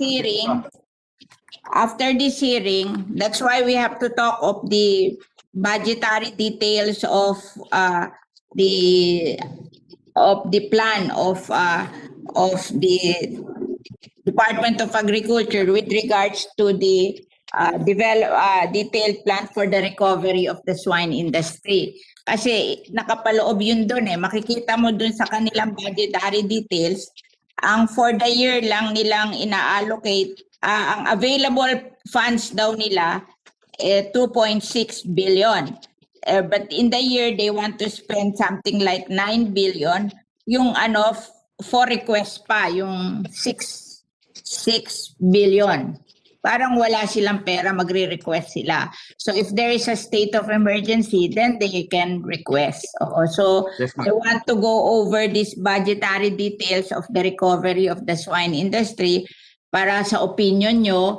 And at the same time, matanong natin ang DA about this. And at the same time, after this hearing, I will write a bill with regards to the swine industry. Not only livestock, poultry, and dairy, kasi magkakasama sila. And I will do something like the RCEP. Yung ipoproject natin ang tariff income sa inyong industry, and then we will allocate that to uses which you think are important, and one of them would be disease control. At saka siguro yung sinasabi nyo na merong merong sa port, di ba? Yung tawag doon, yung border control, construction of border control facilities in the Philippines to control the entry of disease. Kasi parang walang importance to di ba? And disease control locally. Kasi yan ang naging reason ng ating problema yung disease. And of course, yung sinasabi nyo na insurance subsidy, i-formalize na natin. And then of course, the repopulation, the breeder farms, pati processing, marketing. And of course, as always, we will give education to our farmers, both higher and vocational education para they will be better farmers. Yung higher ed naman para sa mga anak, para yung next generation, hindi naman puro backyard farmers, di ba? And then maybe health and credit also. So we're going, that's why I want to discuss this budgetary details. So we will have an idea of what to include in the bill which I will write for you. And kaming mga senador hanggang December na lang kami. Dahil pagdating ng January, mangangampanya na, hindi na mag-meet ang Senado. So if we're going to pass this, we have to pass this by December. Oo, kasi January, recess na kami lahat kasi mangangampanya na for May. So I want to have an idea of what you feel about this. And there's a report. Maybe the Department of Agriculture can make the report. It's page 30 of your report, the budgetary details for current year 2021 to 2023 on the rehabilitation of the industry. So the other sectors can make a comment on that. So we call now on Yusek Kayanan to make the report. Madam Chair, Plan for recovery. thank you very much for providing us the floor. But with your indulgence again, this is just timely, just recent. Ngayon lang po. So the insurance that was requested a while ago, there's an immediate response. For the what they call backyard, I hope not, but those who will be affected by ASF per hog, for fattener, 10,000 coverage, and for breeder, 34,000. There is already an agreement which will be written to the Office of the President together with the Department of Finance and Insurance Commission free. Then for the what they call commercial, Madam Chair, a insurance premium of 225 pesos. 50 pesos will be taken good care by PCIC. So what will be handled by the commercial will be 175 pesos per head. The same benefit, 10,000 for fattener and 34,000 for breeder. So, Madam Chair, that's the development right now for the insurance. Okay, thank you very much. Now, Congressman Briones, can you answer? Can you make your manifestation? Yes, ma'am. Gusto ko lang pong tanungin sa Madam Chair, kung ano ba yung backyard na sinasabi na free and then 50% kung commercial. Ano bang distinction ng backyard at saka ng commercial? Mas mayaman daw yung commercial. Mas mahirap yung backyard. Opo, ma'am. Ilan pong baboy ang alaga? Chair. 20 and below, backyard. That is the wisdom behind that. Mas mahirap po yung backyard. The more that those who are less in life should be given more on the provisions of law. 20 heads and below po will be backyard. Above that will be considered commercial, Madam Chair. Yung po, ma'am, yung sinasabi natin na yung distinction ng backyard 20 heads below, how about yung 30, 40 heads? Yung merong alagang tatlong inahin, mga anak na 10, that's 33. Hindi na po ba backyard yun? Saan po ba kinuha ang basis ng backyard na ginagamit ng Department of Agriculture? Kasi sa amin po ito sa Batangas, pagka ikaw yung sa 10, dadalawa po, backyard yan. Pero hindi ko po maintindihan. Kaya po, yung kanilang programa na babayaran ng 5,000 yung backyard, kaya po walang nangyari. Naubos po ang kanilang binayaran po na baboy. Madam, sabi nila 400,000. Ang nawala po, sinasabi rin nila 4 million. Paano po yung 3.6 million? 65% po nun backyard Kayo nagsasabi. Paano? It's really the figure, 1/3 ang backyard, 2/3 ang backyard, 1/3 ang commercial. That's really an accepted figure. Yes, ma'am. Kaya lang, merong ang DA na definition ng backyard na 20 heads below. Yung po ang malaking... That is a PS definition, Madam Chair, for the record. Pag 20 heads and below, free insurance. Yes, Madam Chair, with the coverage of 10,000 for fattener. Current po kayo ay 5,000 lang po. Ngayon po ay 10. And for the breeder, 14,000, Madam Chair. Sorry, it's stand corrected, 14,000 for the breeder. Madam Chair, can I speak? Yes, Mr. Chen. Sa Pork Producers Federation. Madam Chair, yung definition kasi ng DA ng backyard, 20 head below, I think it's already outdated. Ang mas marami sa atin ngayon yung less than 500 below. So ibig sabihin yung 499 o ibig sabihin kung meron kang 50 na inahin, mag-produce ka ng more or less below 500, yan dapat kasama rin sa backyard. Kasi yan ang pinakamarami, hindi yung 20 and below, Madam Chair. Dapat, sana yung DA dapat sumusunod din doon sa current situation. Dahil kung sinasabi nila yung 20 heads below backyard, kunti lang yun, Madam Chair. Ang karamihan sa mga membro namin dito sa Pork Producers Federation ay mga tawag natin semi-commercial. Yung 50 heads na inahin na nagpo-produce ng less than 500 head, dapat isama dito sa libre ang premium. Yun ang backbone ng pork producers natin, Madam Chair. So, pwede bang you provide us the figure? Mag-submit kayo ng figure so we will understand. Kasi let's account for all the farmers, the hog farmers in the Philippines at i-differentiate natin para makita natin kung sino yung backyards. Kasi dapat 2/3 backyard di ba? Madam Chair? 1/3 ang commercial. Oh, yes. Yes, Senator Binay. Hindi.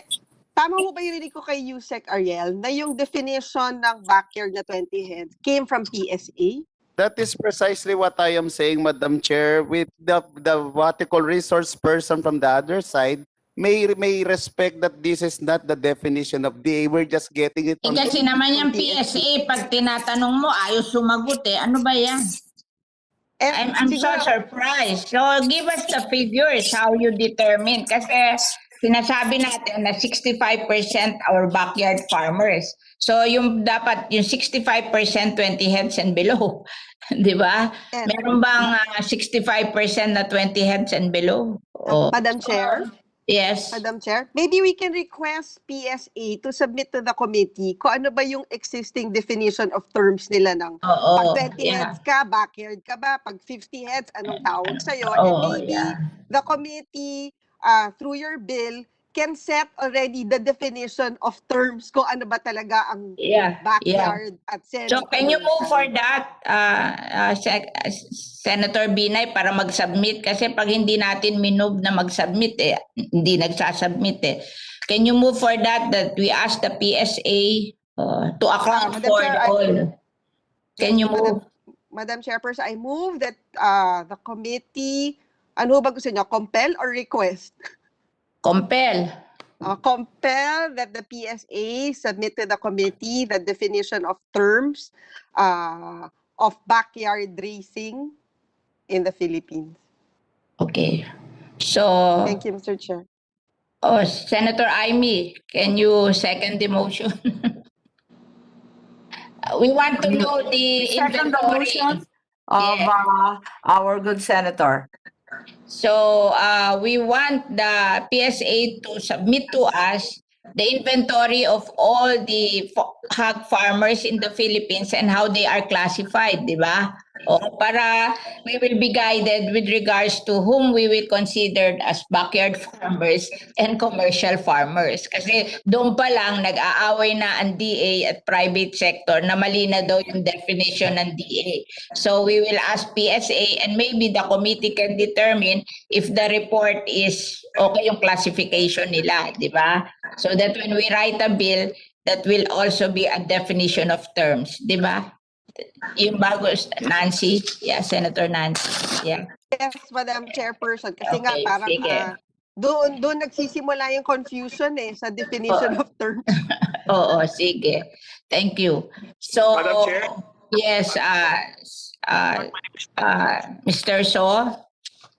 Madam Chair, pwede natin magpresenta sanang SGS para dun sa biosecurity ng mga dumadating na mga kargamento. I think SGS is here. Yeah, okay. We ask SGS. Okay. Madam Chair, Chester here. Can you allow me to give Department of Agriculture and PSA some yung data, yung definition? Very short lang po. So, may guide, para may guide po sila how to separate yung definition. Thank you. Okay. To Department of Agriculture and PSA, you can correct my data, no? As for now, alam naman po natin, out of 100% na stakeholder, 33% commercial, 67% belong to backyard. Para malinaw, yung 67% po na backyard, 17% lang po doon, yung mga 20 below. 50% doon po, ang tawag po doon semi-commercial na 20 heads above 50 sow level, 30 sow level. So paki-check po kung tama po yung data na na-gather ko na ganun po ang sitwasyon natin ngayon. Ibig po sabihin, hindi na po 2/3 yung tutulungan ng ating gobyerno. Lumalabas po, more than 10% lang po ang tutulungan ng ating gobyerno. The rest po is we will stand at our own. Tapos sa pagka lahat ng recommendation nila ngayon, dalawang paa po pa nakatindig sa amin, baka magiging isang paa na lang po ang nakatindig kapag naituloy po yung mga recommendation. Mahirapan na po kami mag-balance. Thank you po, Madam Chair. Okay. Madam Chair. Yes, yes. Madam Chair, well, again, with the indulgence of Mr. Yeah. Chair. Okay. We recognize. Very much for the guidance, Madam Chair, but as far as we look at the record of PRC, there is no gray area. It's only backyard and commercial. So that we will be very happy to follow whatever is written there. Pag sinabi po niya more than 20, we will follow po, Madam Chair. Yes, we are discussing this with regards to if we write a bill, how will we define backyard and the commercial. So this is for the long term, Yuse Kayanan. So Chair, we will submit and follow. yeah. Okay. So we can now hear your presentation. So again, with the permission of the Chair, the Bureau of Animal Husbandry and the National Livestock Program through Yusek Madrano will be presenting, Madam Chair, with your permission. Ito, iha.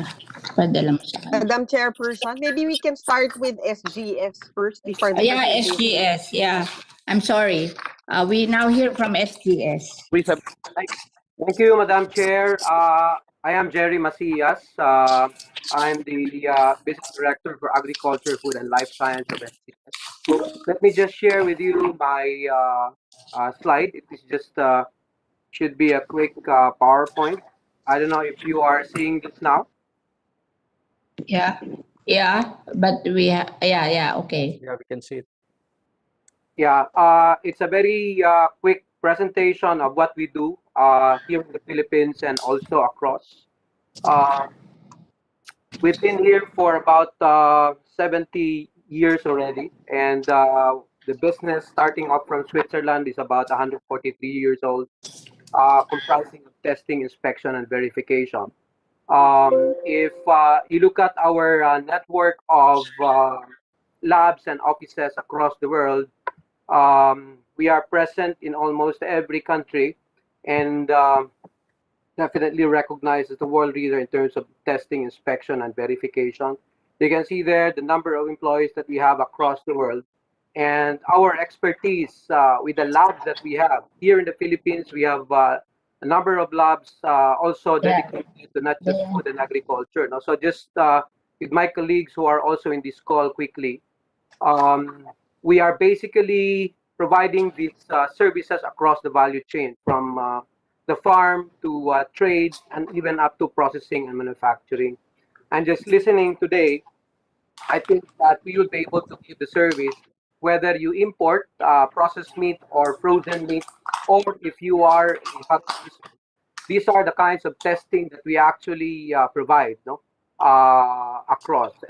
And if you look at this, we call these matrices. We have about 8 matrices to test blood, organs, serum, water, even swabs of feed mills, and even the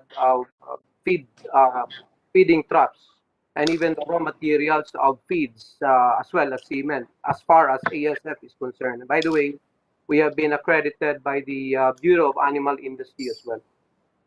What makes us quite unique is that we've been doing this business of testing and inspecting cargo coming from abroad and having what we call a chain of custody of the sample. So I just put up here, we just put up here some of these seals, pre-numbered seals. You know? So it's not just anyone who could do sampling. Our people could actually go to the vessel or to the container or to the farm and really put up a chain of custody of the samples to avoid pilferage. No? And in fact, from the memorandum circular of the DA, the high-risk products, which could actually bring in ASF into the country, are actually covered in our matrices of testing services to really mitigate the risks. And one thing that would probably hasten the process, if you look at the value chain or the supply chain, no? From the ports, having your raw materials, and even the farms, slaughterhouses, and all this, these are the risk areas. And if we do samplings from all of these risk areas, and we do have a very, very strict process to do that, we also have what we call QLAT, which is an online portal only specific to people that we give. You could actually view the testing results of the various samples submitted to us or we have collected. So in summary, because we don't want to, hold the discussion long, we are here to help in the restart in Luzon of the swine population, to really bring up the supply again, protect Visayas and Mindanao, and basically offer our Kalayaan 1 program. We call this Kalayaan 1 program to really help repopulate, protect, and contain whatever might be posing a risk in terms of ASFB in the country. Because as we all know, this virus, still we don't have the vaccine. They're trying to develop, but it's really about trying to contain the spread across the country and hopefully get the swine raisers to really aggressively repopulate by having the strictest biosecurity measures. And this is where we could offer our testing services. That's all from SGS, Madam Senator, and thank you for giving us this opportunity to present our services. May I request the SGS to give us a hard copy of this report, all the senators and the DA, okay? Madam Chairperson? Yes. Madam Chair? Gusto ko lang sana itanong sa SGS, at the moment, are they providing the government any services? Yes, ma'am. We actually do fuel markings to test, the entry of fuel, gasoline coming in and stuff. But Mr. Macias, at the moment, for biosecurity, wala pa kayong binibigay na services? We give services to the individual farmers who bring samples to us, Madam Senator. We've been accredited by the BAI already as far as our lab is concerned in terms of testing ASFB. ASF lang, but for example, bird flu and other diseases? Not yet for bird flu, but we are developing that as well now. Okay. Madam Chairperson, siguro maganda hong malaman sa DA, ano ho ba talaga yung buong programa nila when it comes to biosecurity, whether it's ASF or bird flu or other diseases? Okay. Thank you, SGS. We now call on DA to answer the question of Senator Binay. Thank you very much, Madam Chair. In advance, we submit what we call a program, a hard copy, but Yusek Medrano will be very delighted to present the plan of DA for not only biosecurity, but for the recovery and the repopulation. The Yusek, with your permission, Madam Chair. Yeah. Madam Chair. Yes. Madam Chair, Your Honors, it is... Can we remove this, Yeah, okay. Thank you. So, you can present now. Yusek Madrano. It is our pleasure to present the DA Inspire program, which is basically the National Repopulation and Recovery Plan for the swine industry. This repopulation and recovery plan is brought about by the outbreak of fever, which ravaged the swine industry since August 2019 and is still lingering until today. Madam Chairperson? Yes. Hindi, tatanong ka lang, is this the same presentation during the previous hearing o may binago kayo?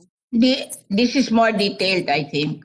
Kasi yung isa, general tsaka vague. This is more detailed, Madam Chair. Okay, More thank detailed. you. I think we sent you, Senator Nancy, the hard copy, the thick one. Okay. Next slide. Okay, go ahead. This is now the status of ASF in the country. As of February 2021, ASF affected 12 regions, 40 provinces, 463 municipalities, and 2,400 barangays. And the total count hogs is 442,402, which already affected to date 68,382 farmers. On the right, the gray areas are those infected zones which no longer have reported cases for a minimum of 90 days period and are potential candidate for release from quarantine. And this will be the target areas for the succeeding repopulation following protocols. Next slide. According to PSA, as of January 2021, the total swine inventory was estimated at 9.7 million heads. There was a decline of 24% from the previous year's same period level of 12.8 million heads. This reveals an inventory loss of 3 million and a breeder sow loss of 332,928 heads. The Inspired program is designed to jumpstart and revive the swine industry, especially focusing on the smallhold farmers in ASF-affected areas. But there is going to be a restructuring and modernization of backyard swine farming with strict biosecurity, increase in breeder-based population, and we have government financial institution will be providing concessional and flexible loan terms. And we would like to institutionalize livestock insurance system. And of course, this should still be an industry-led partnership. Next slide. The overall objective of the Inspire project is to accelerate repopulation and recovery of the hog industry, to ensure availability, accessibility, and affordability of pork and pork products.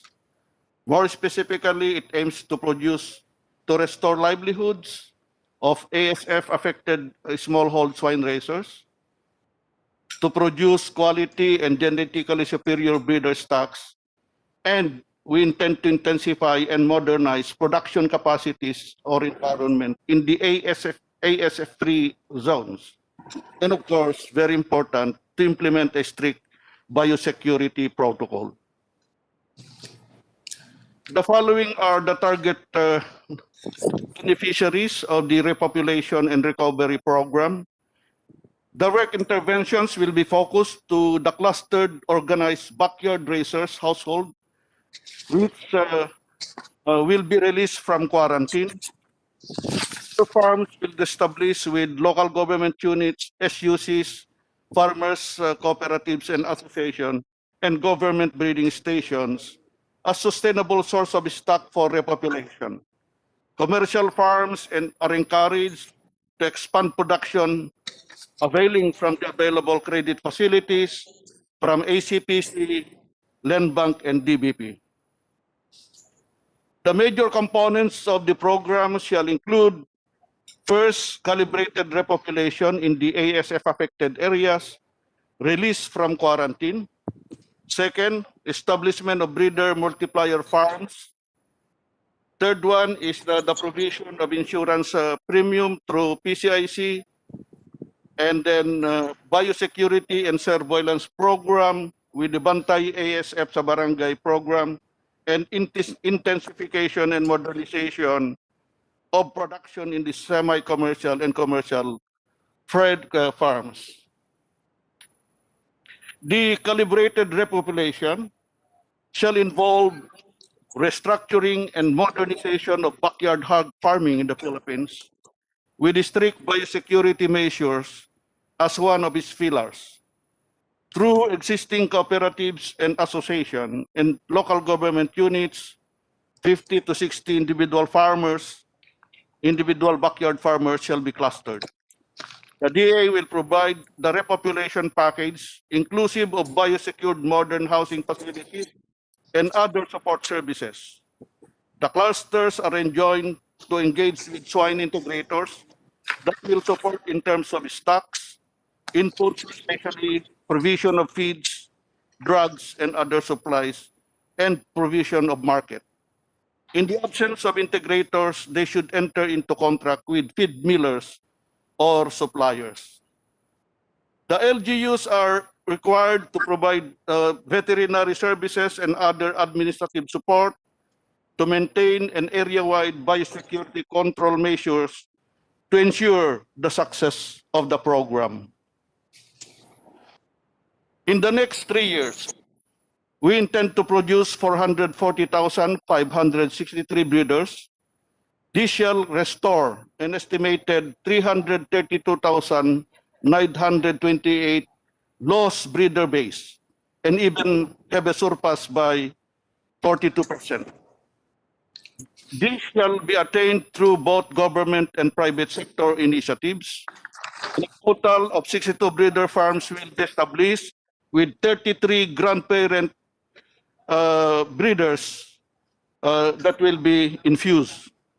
62 farms will be established through government initiatives and will raise the grandparent stocks and also involve 20 breeder farms from the private sector. With this government investment, a total of 10.5 million finishers for slaughter will be produced by the end of 2023. This translates to a carcass volume of about 738,805 metric tons, valued at 157 billion. A total of 115,800 farmers belonging to 2,100 farmers cooperatives or association will directly benefit from this program. The repopulation program will be coupled with the intensified surveillance and biosecurity program that shall guarantee the release from quarantine of the red zones through the use of sentinel protocols to enable calibrated repopulation in the affected areas. This will ensure the safety of government investment by implementing regular and compliance with strict biosecurity. Ito sa plastic. With this, 90% of the affected barangay will be able to repopulate by 2023, while the green zones should carry out expanded production levels.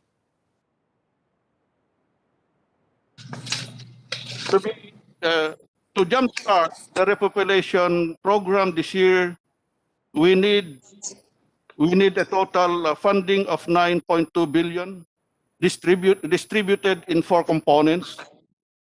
The main components are calibrated repopulation in areas released from quarantine and intensified production in the green zones and the swine breeder multiplier farms, which needs approximately 2.37 billion. And of course, with a strong biosecurity. Of the said amount, 2.3 billion is already ongoing and funded, while we need at least 6.7 billion this year supplemental budget to fully implement the program and realize our goals. Based from our projections, it will take a minimum of 3 years for the industry to fully recover if all safeguards, budget, and investments are timely and properly implemented. For the direct government initiated program, a total of 9.1 is needed for 2021, 13.5 billion for 2022, and 11.6 billion for 2023, for a total of 34.3 billion government assistance. To complement government assistance, government financial institutions had also allocated affordable and flexible credit windows for the industry, especially the commercial farms or commercial sector, to help in their recovery and expansion.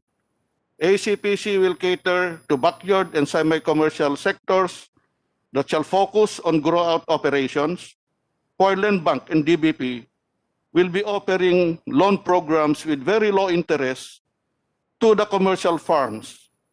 Official roadshow on this loan program were already conducted to reach out and encourage prospective buyers and investors.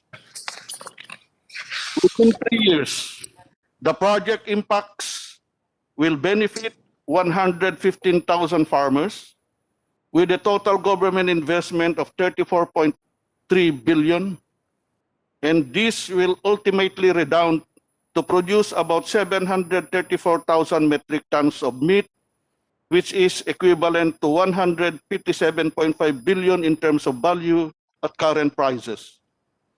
Let it be mentioned that the 34.3 billion investment is only about 10% of the total value of production of the 331 billion swine industry.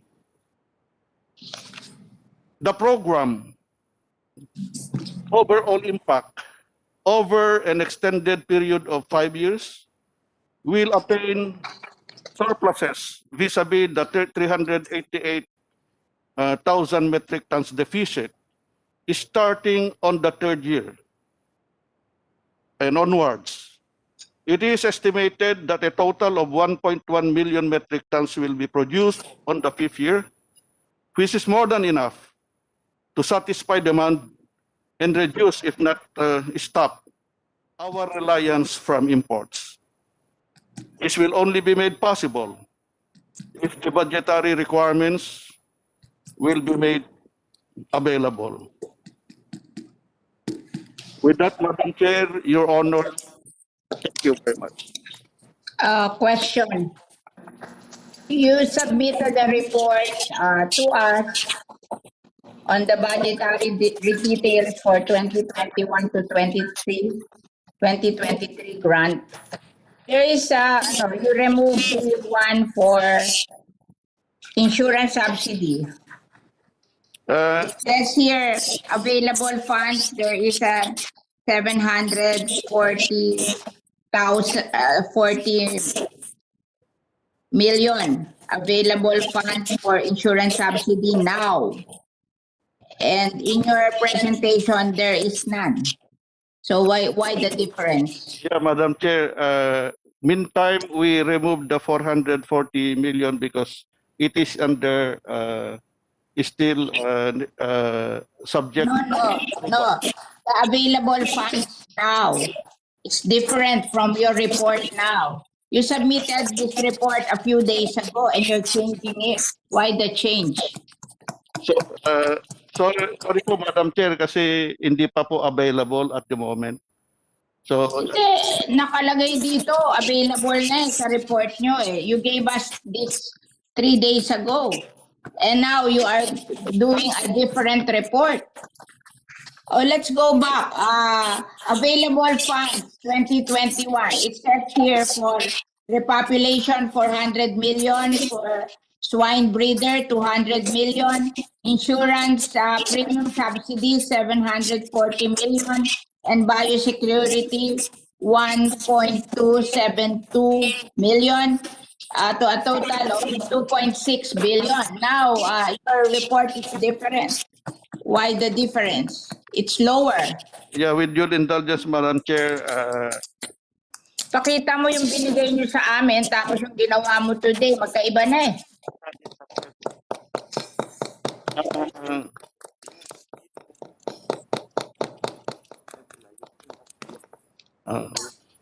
Kaya gulo-gulo na. Yeah, Madam Chair, yung 700 million po ay nire-request pa for approval to be sold. It says here available funds. Tapos may column for request. Eh meron na daw kayong 740 million na insurance premium subsidy dito. Available funds. Tinanggal nyo eh. Dahil ire-request pa po from the President's Contingent Fund. Eh bakit nilagay nyo dito na available funds? Ba't kayo nagbago? Eh kare-report nyo lang ito, binago nyo na. Hindi naman siguro mali yung gumawa nito. Binago nyo na eh. Anyway, Madam Chair. Ilagay mo nga uli yung report mo. I just want to compare kung ano nangyari. Yung ano mo, budgetary mo, balik mo. Yung budgetary lang, yung budgetary. Itong ganito, oh. Ayan, nawala eh. Dati may 740 dito, available na. Yeah, Madam Chair, we can restore the 740 once it is approved by the President. Tapos ito ang lumaki. Nakalagay dito 400. Naging 900. Tapos ito the same. Ito the same. Nawala yun dito. Yeah, Madam Chair, tumaas yung number one because dinagdag po namin yung 500 million available funds from ACPC. Loan yun eh. Loan yun eh. Di ba yung ACPC loan yun? Hindi naman grant yun eh. Nakalagay dito grant eh. Nakalagay dito direct programs grant. Eh ba't mo ilalagay yung ACPC? Loan yun. Hindi yung grant. Grant ba yung ACPC? Binibigay niyo na ba yung ACPC ngayon? It's open na, Madam Chair. It's being rolled out, available for any interested borrowers. O di borrowers, hindi grant. Eh kasi we're talking of grant. Nakalagay dito, it's grant, hindi yung ACPC nakalagay sa credit and loans program, hindi dito. Anyway, Madam Chair, we can... Iba to eh. Kasi doon sa sinabmit niyo sa amin, tapos nawala yung provision for insurance premium na 740. Dati available funds na, ngayon nawala. Yes, Madam Chair, pwede namin ibalik yung dati. Bakit nyo tinatanggal? Kasi yung to be requested, matagal pa yan. Eh, kailangan na nila ngayon. Yes, Madam Chair.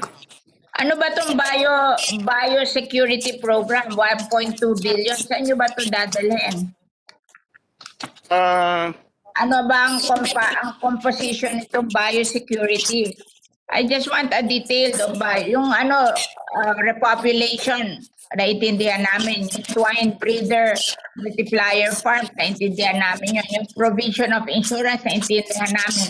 Yung biosecurity, ano ba gagawin nitong biosecurity? Saan nyo gagastahin ng pera?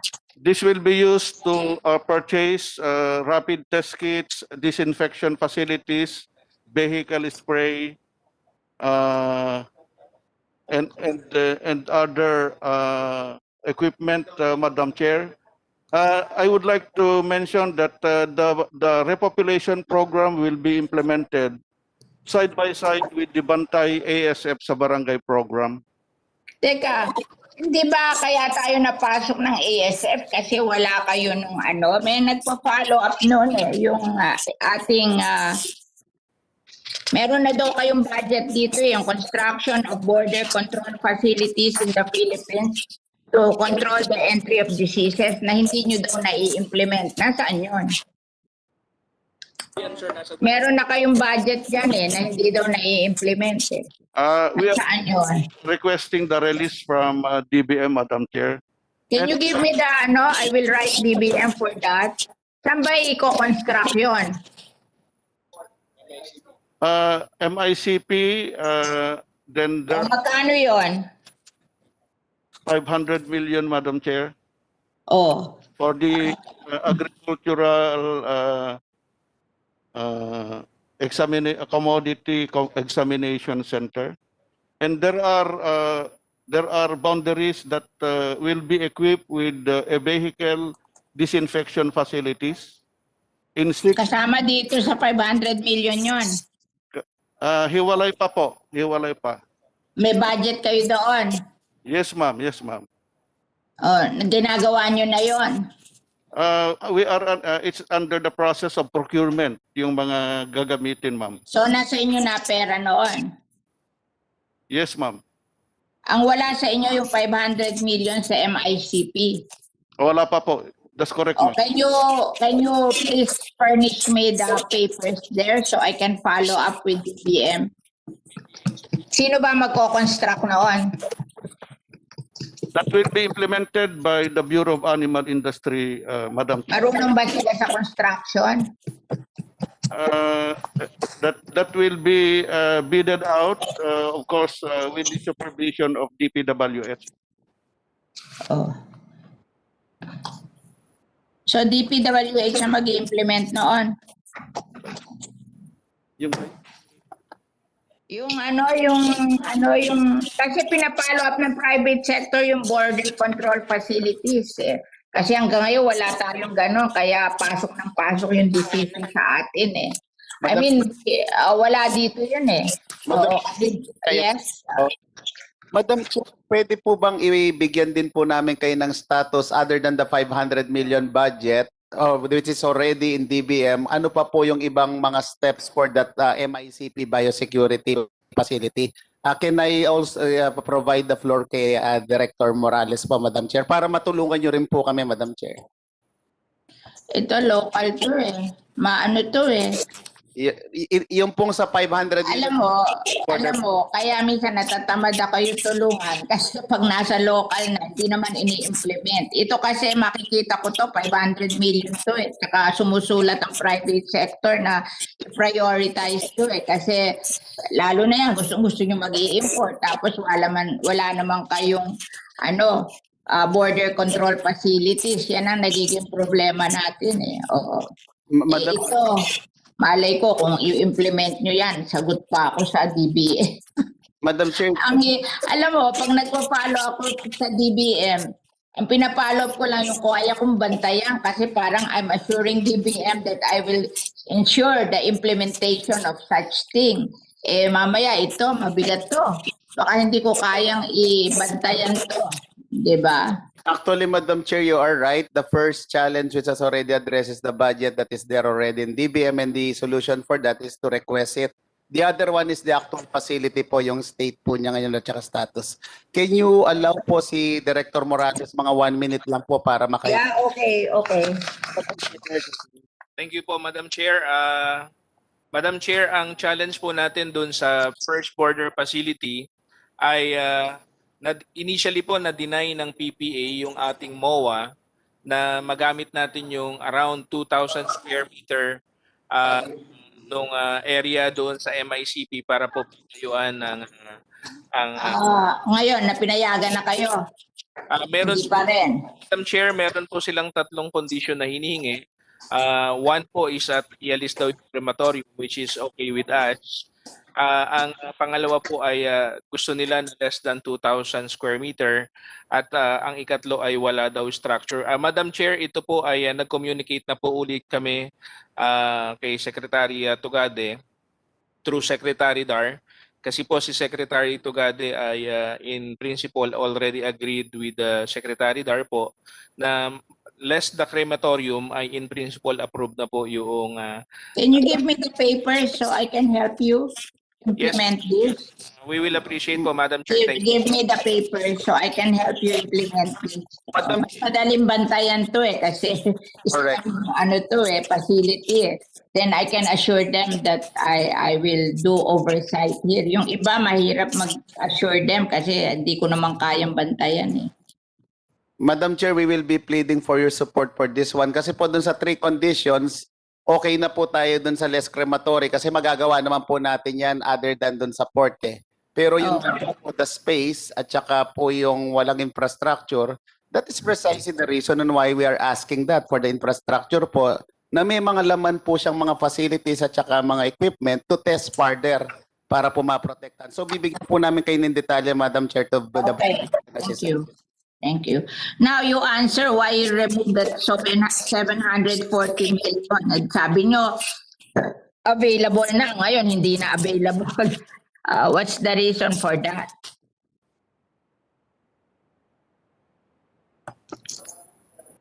In 740 million na available na insurance premium subsidy. Ngayon nawala. But sinabi nyo 3 days ago, available na, tapos ngayon nawala. Madam Chair, with your indulgence, we made some corrections because we were informed the 740 million is not yet available or approved at the moment. But Sino gumawa nito? once it is approved, we will restore back the 740 million, Madam. Nakalagay doon. Ano ba ibig sabihin ng for request? Is that additional budget or is it in the budget? But hindi lang nire-release. The additional budget, Madam Chair. Matagal yun. Matagal yun. Ibig sabihin, wala kayo ibibigay sa insurance until we have made that request. Hindi ba yung additional request parang mag-ano ka ng budget? Ano ba yun tawag doon? Yung may additional, magpapapasa tayo ng additional budget, ganun ba?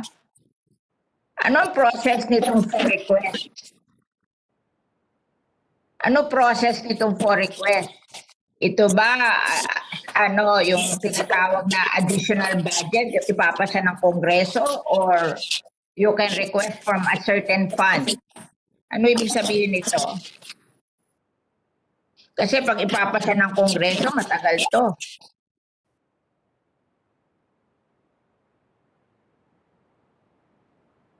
Can you explain to me?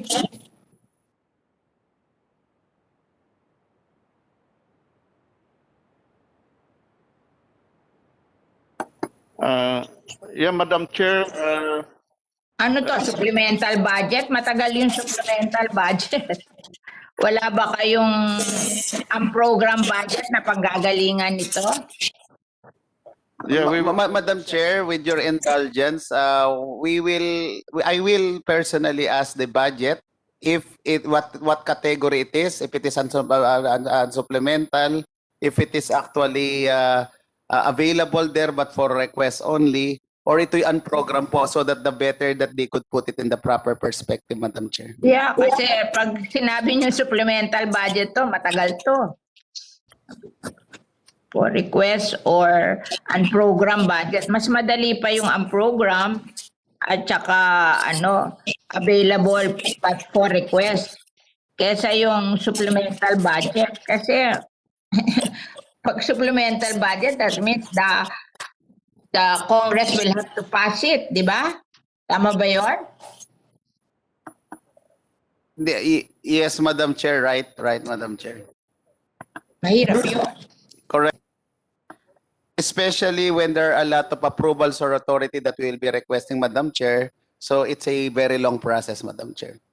So you will tell me if it's available and just for release, or it can be sourced from a program budget, or it's a supplemental budget. Maraming meaning for request. We will be informing you immediately po, Mama, upon validation from our budget office, Madam Chair. Okay. Are there questions? Who wants? Yes, Mr. So, yes. May prinesenta sila kanina yung namatay na baboy is 3.3 million, no? So, mali yung 4-point-something million. Ibig pa sabihin, dito sa slides na pinakita nila para dun sa repopulation is 3.3 million lang, hindi 4-point-something million. Tama ba yun? Yeah, Madam Chair, we actually use PSA data because pre-ASF population inventory is 12.8 million. The latest figure is nasa 9.7 million. So, meaning there is a population loss of 3 million based from PSA data. 3.1 million to be exact. Madam Chair, ibig sabihin, ina-adapt ng DA yung 3.9 million, hindi yung 4.6 million. But yung kulang, kilompute nila doon sa 4.6 million. We hope na i-adapt na lang nila yung 3.6 or 3.3 million.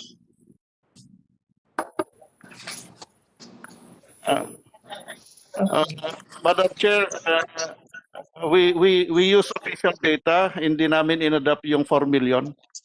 Okay, because we don't have of a basis. So 3 million po ang ginamit namin because Oh, can you show us the computation of how you, assuming that we can release yung 4 release, that's 2.4 billion, and then the other one is 1.850 billion. How will you do it? What is the breakdown of the data? Kasi yung 400, nag-breakdown kayo eh. May breakdown kayo kung paano nyo gagawin. Like 5 piglets plus feeds and supplies worth 50,000 each for each farmer. Ganun ba? Nakalagay doon eh. May explanation kayo. Can you put into details para makomentahan ng private sector? Kasi yung to explain yung repopulation at saka yung swine breeder multiplier farms, oo, kung how you will do it.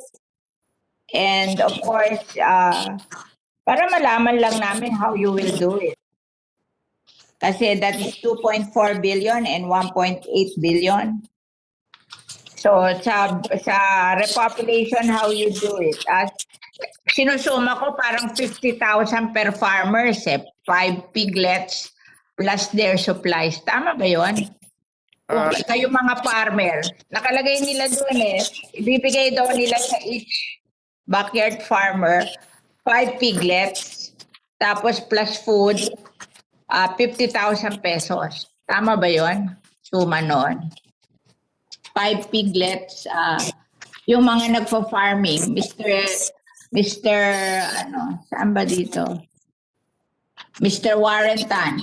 Tama ba yun? 5 piglets plus food for the year is 50,000 pesos. Madam Chair? Ganun yung repopulation nila eh.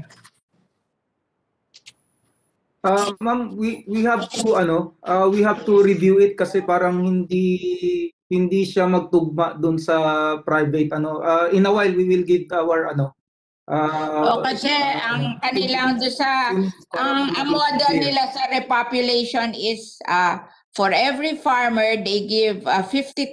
Kinumpute ko kasi kung ilang farmer doon sa 400 million ba yun? Yeah. So parang lumalabas yung 400 million for 8,000 farmers is 50,000 each. Oo. So and then ang ibibigay nila doon, each beneficiary will receive 5 piglets plus feeds and supplier. Inano ko na rin eh. Inintindi ko eh. Ito yung repopulation.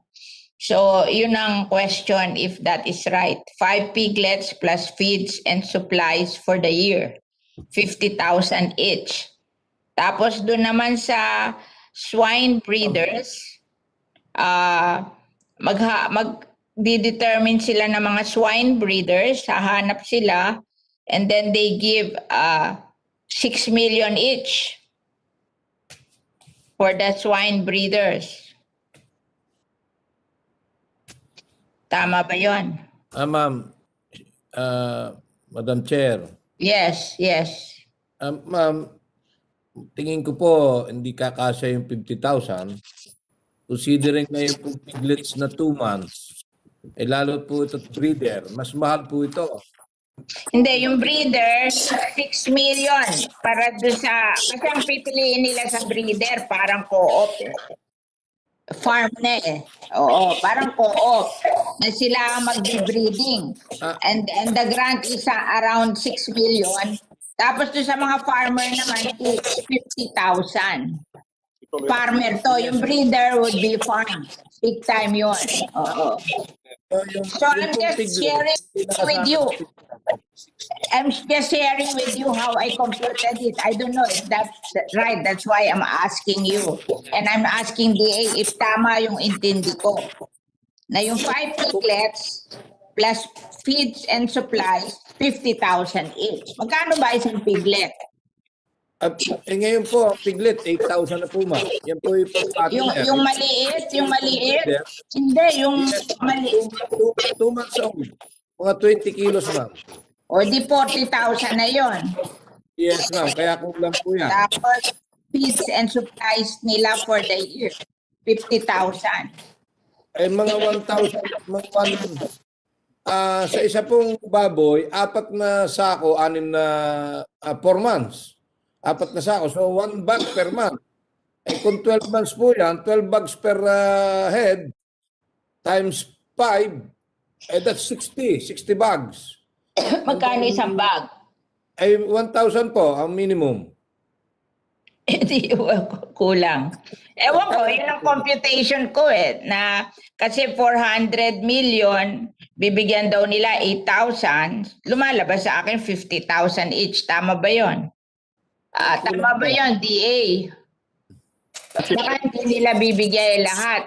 Bigay lang yung piglets.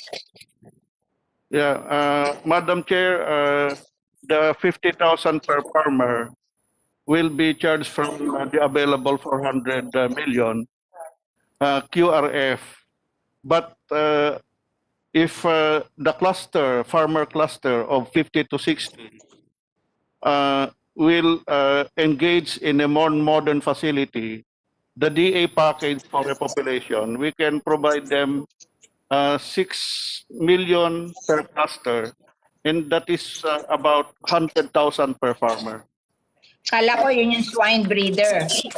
Yun yung swine breeder multiplier farms. Yun yung 6 million. Kaintindi ko dito, kinumpute ko di tama ako yung quotation ko. Sa swine breeder farm, 6 million. Pero for each individual farmer, 50,000. Tama ba yun? Yes, ma'am. That's correct, ma'am. Yun. Pinakokomentahan ko lang dun sa dun sa mga private sector. So it's not complete subsidy, it's partial subsidy. Sabi nila hindi daw kasya yung 50,000. The 50 million, ma'am, ay 50,000. 50,000 ay lang grow out sentinel animals that will be run to about 40 days. So more or less magkakasa na po 'yon. Okay. Kasi sabi nila, isa daw piglet is 8,000. Ganun ba yon? Dati, mura lang ang piglet Magkano ba piglet ngayon? No, nakakabili ako 2,500. Ngayon, mahal na pala ngayon.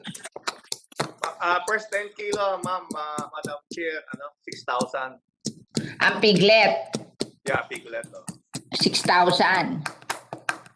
So kung 5, 30,000. Tapos yung feeds is 20,000. Anyway, ito yung kanilang program. I hope you will comment on this and write to me kasi hindi ko rin masyadong maintindihan.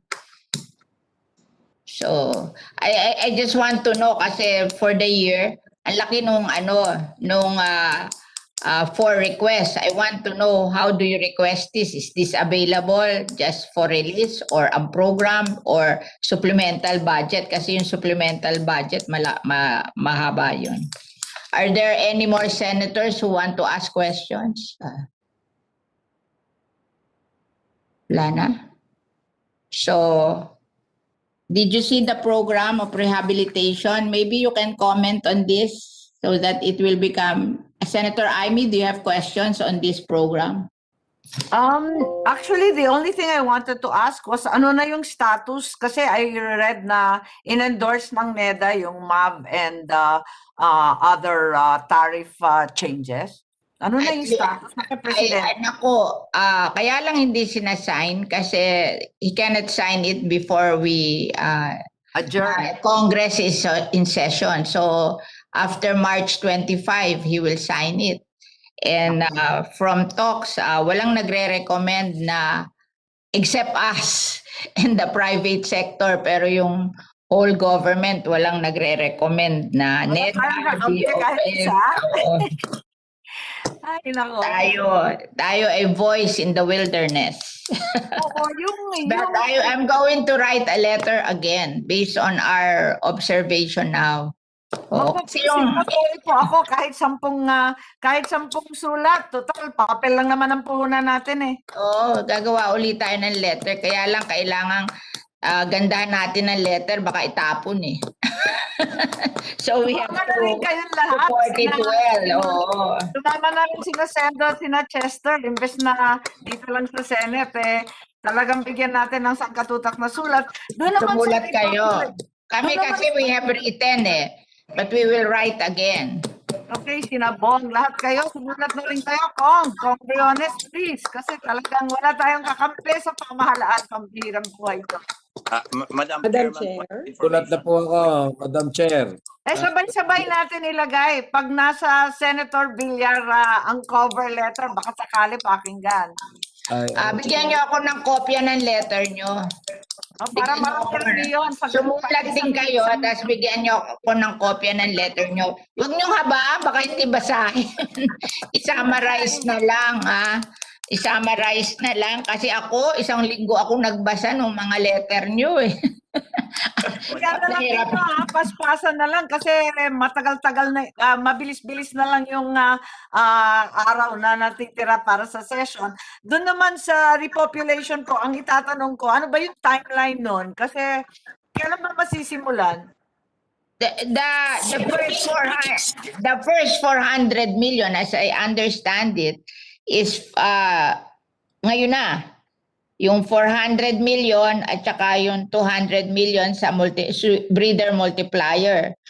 At saka yung biosecurity. Pinag-uusapan pa yung insurance kasi dati sabi nila ngayon na yun, tapos ngayon binago nila. Tapos binago. But the others, hindi pa nila alam kung yung ba available for request lang sa DBM or kukunin sa ang program or supplemental budget. My God, if it's supplemental budget. Wala na yun. Anong pag-asa yung supplemental po? Forget it. Hindi pa tayo sa supplemental budget kahit minsan. Kaya nga tinatanong ko sa kanila eh. Yun nga itatanong ko, kung 400 million, payat yun, meron pa kayong balanse from 2019, from Bayanihan 2, from 2020, maraming pera ang DA. Nako, talaga naman. Palagay ko, kayang-kaya kung 400 million lang, pati yung... Hindi, meron silang 600 million at saka for biosecurity na 1.2. Para meron din silang 2 billion. Pero kailangan nila sabi 9 billion, so they need 6 billion. Sunod-sunod na lang yan. Meron pa, marami pang balances. Nako. So gusto ko kaya tinatanong ko sa kanila kasi for supplemental budget malabo yun.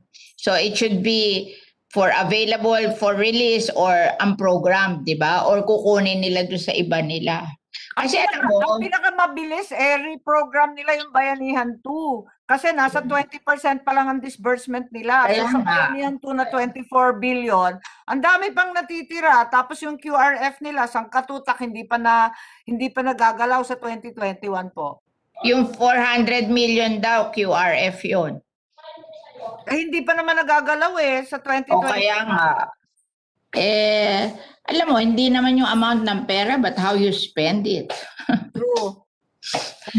Lipat tayo. Ito ang comment ko. Wag na yung supplemental budget kasi suntok sa buwan. Yeah. So we ask all the private sector to write a letter and then maybe give me a copy so I can attach it to our letters from the Senate. Kasi mukhang malabo tayo. Okay, Madam Chair. Okay.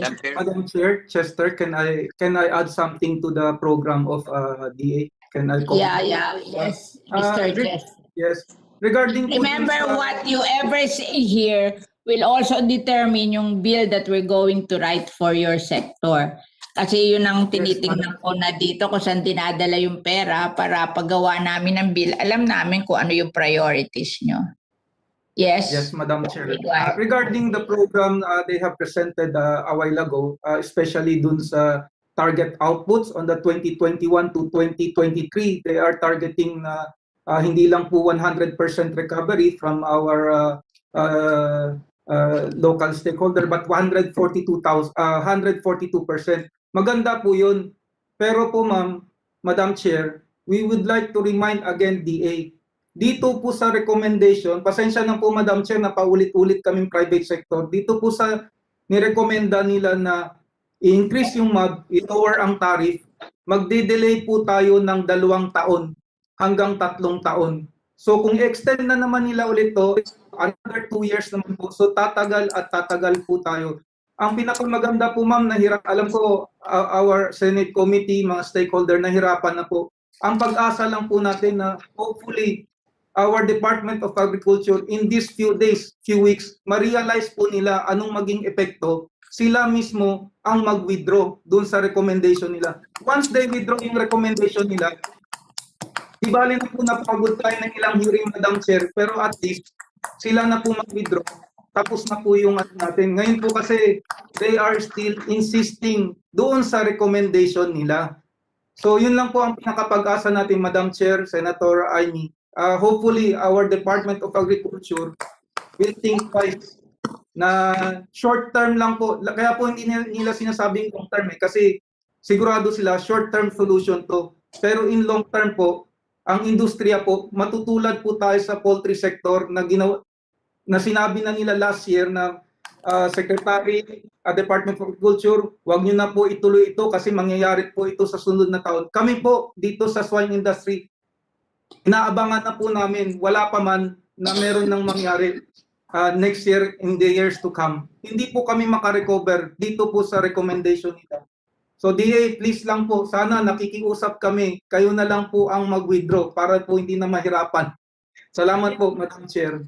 Thanks, Chester. Naaalala ninyo, Manang Chair, kasi ang problema namin kung bakit urong-sulong sa swine. Dati nagdi-distribution ng small ruminants, after that, wala na naman. Tapos nag-start na naman, tapos wala na naman. Yun talagang kinatatakutan din namin. Mag-uumpisa ka, mag-invest ka, pagkatapos iakas natin yung tulong.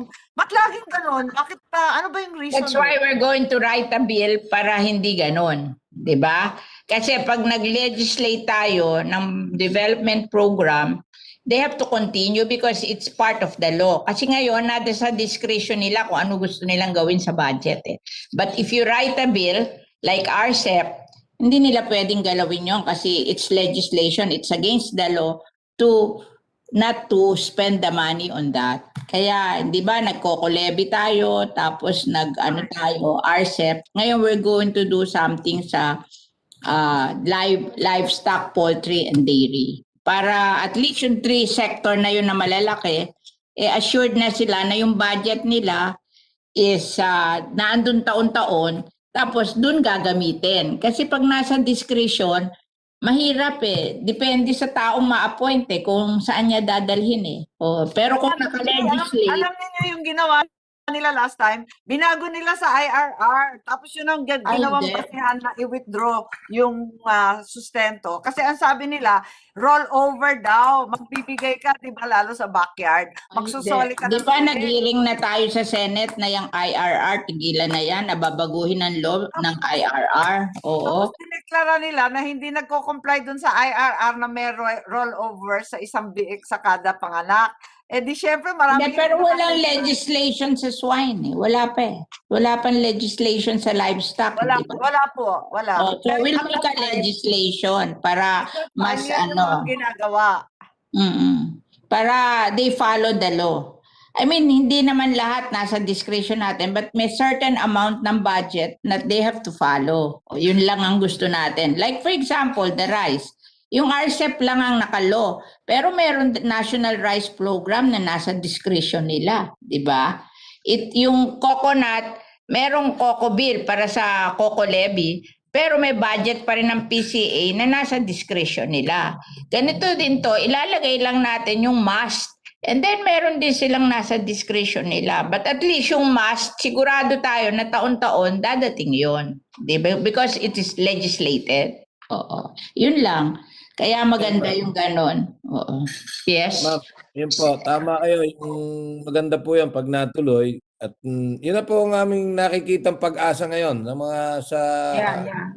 We'll write it this year. This year. We will write it. Dito po sa ating pinaglalaban, hopefully magkaroon ng milagro. Kasi meron na po nagsasabi sa akin, tuloy na po yan eh. Yung MAB allocation na 400, 5%. Oo. At meron na pong gustong sumali. Agagawan pong gustong mag-import. Sabi ko, mukhang talagang madi-discourage po lahat ang magbababoy. At ito pong, pag ginawa po nila ito at natuloy, ito po tandaan po natin, ngayong araw na ito, next year, napakalaki ng problema natin sa baboy. Kung ano po yung nagiging problema natin, madodoble po next year. Pag dumating po yung 400,000 metric tons na yan at 5% tariff. Okay, we have here from NAPSI, Miss Baslano. You're from NAPSI, isn't it? Yes. Good morning. Thank you very much, Chairperson, Senator Villar. Maraming salamat po sa pagkakataon. Actually, we already gave, yes ma'am, we already gave part of our position last February 22 hearing.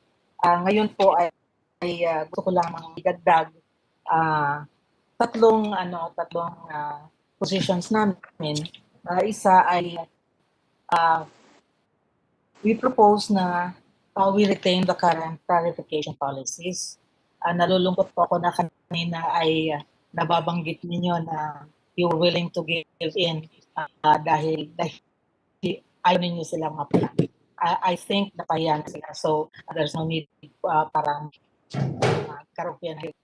So, still, we would propose that we retain the tariff because by giving into them, ay lalo lamang na papaboran ang mga foreign producers at sa yung mga how would you call that? Yeah. Yung ating mga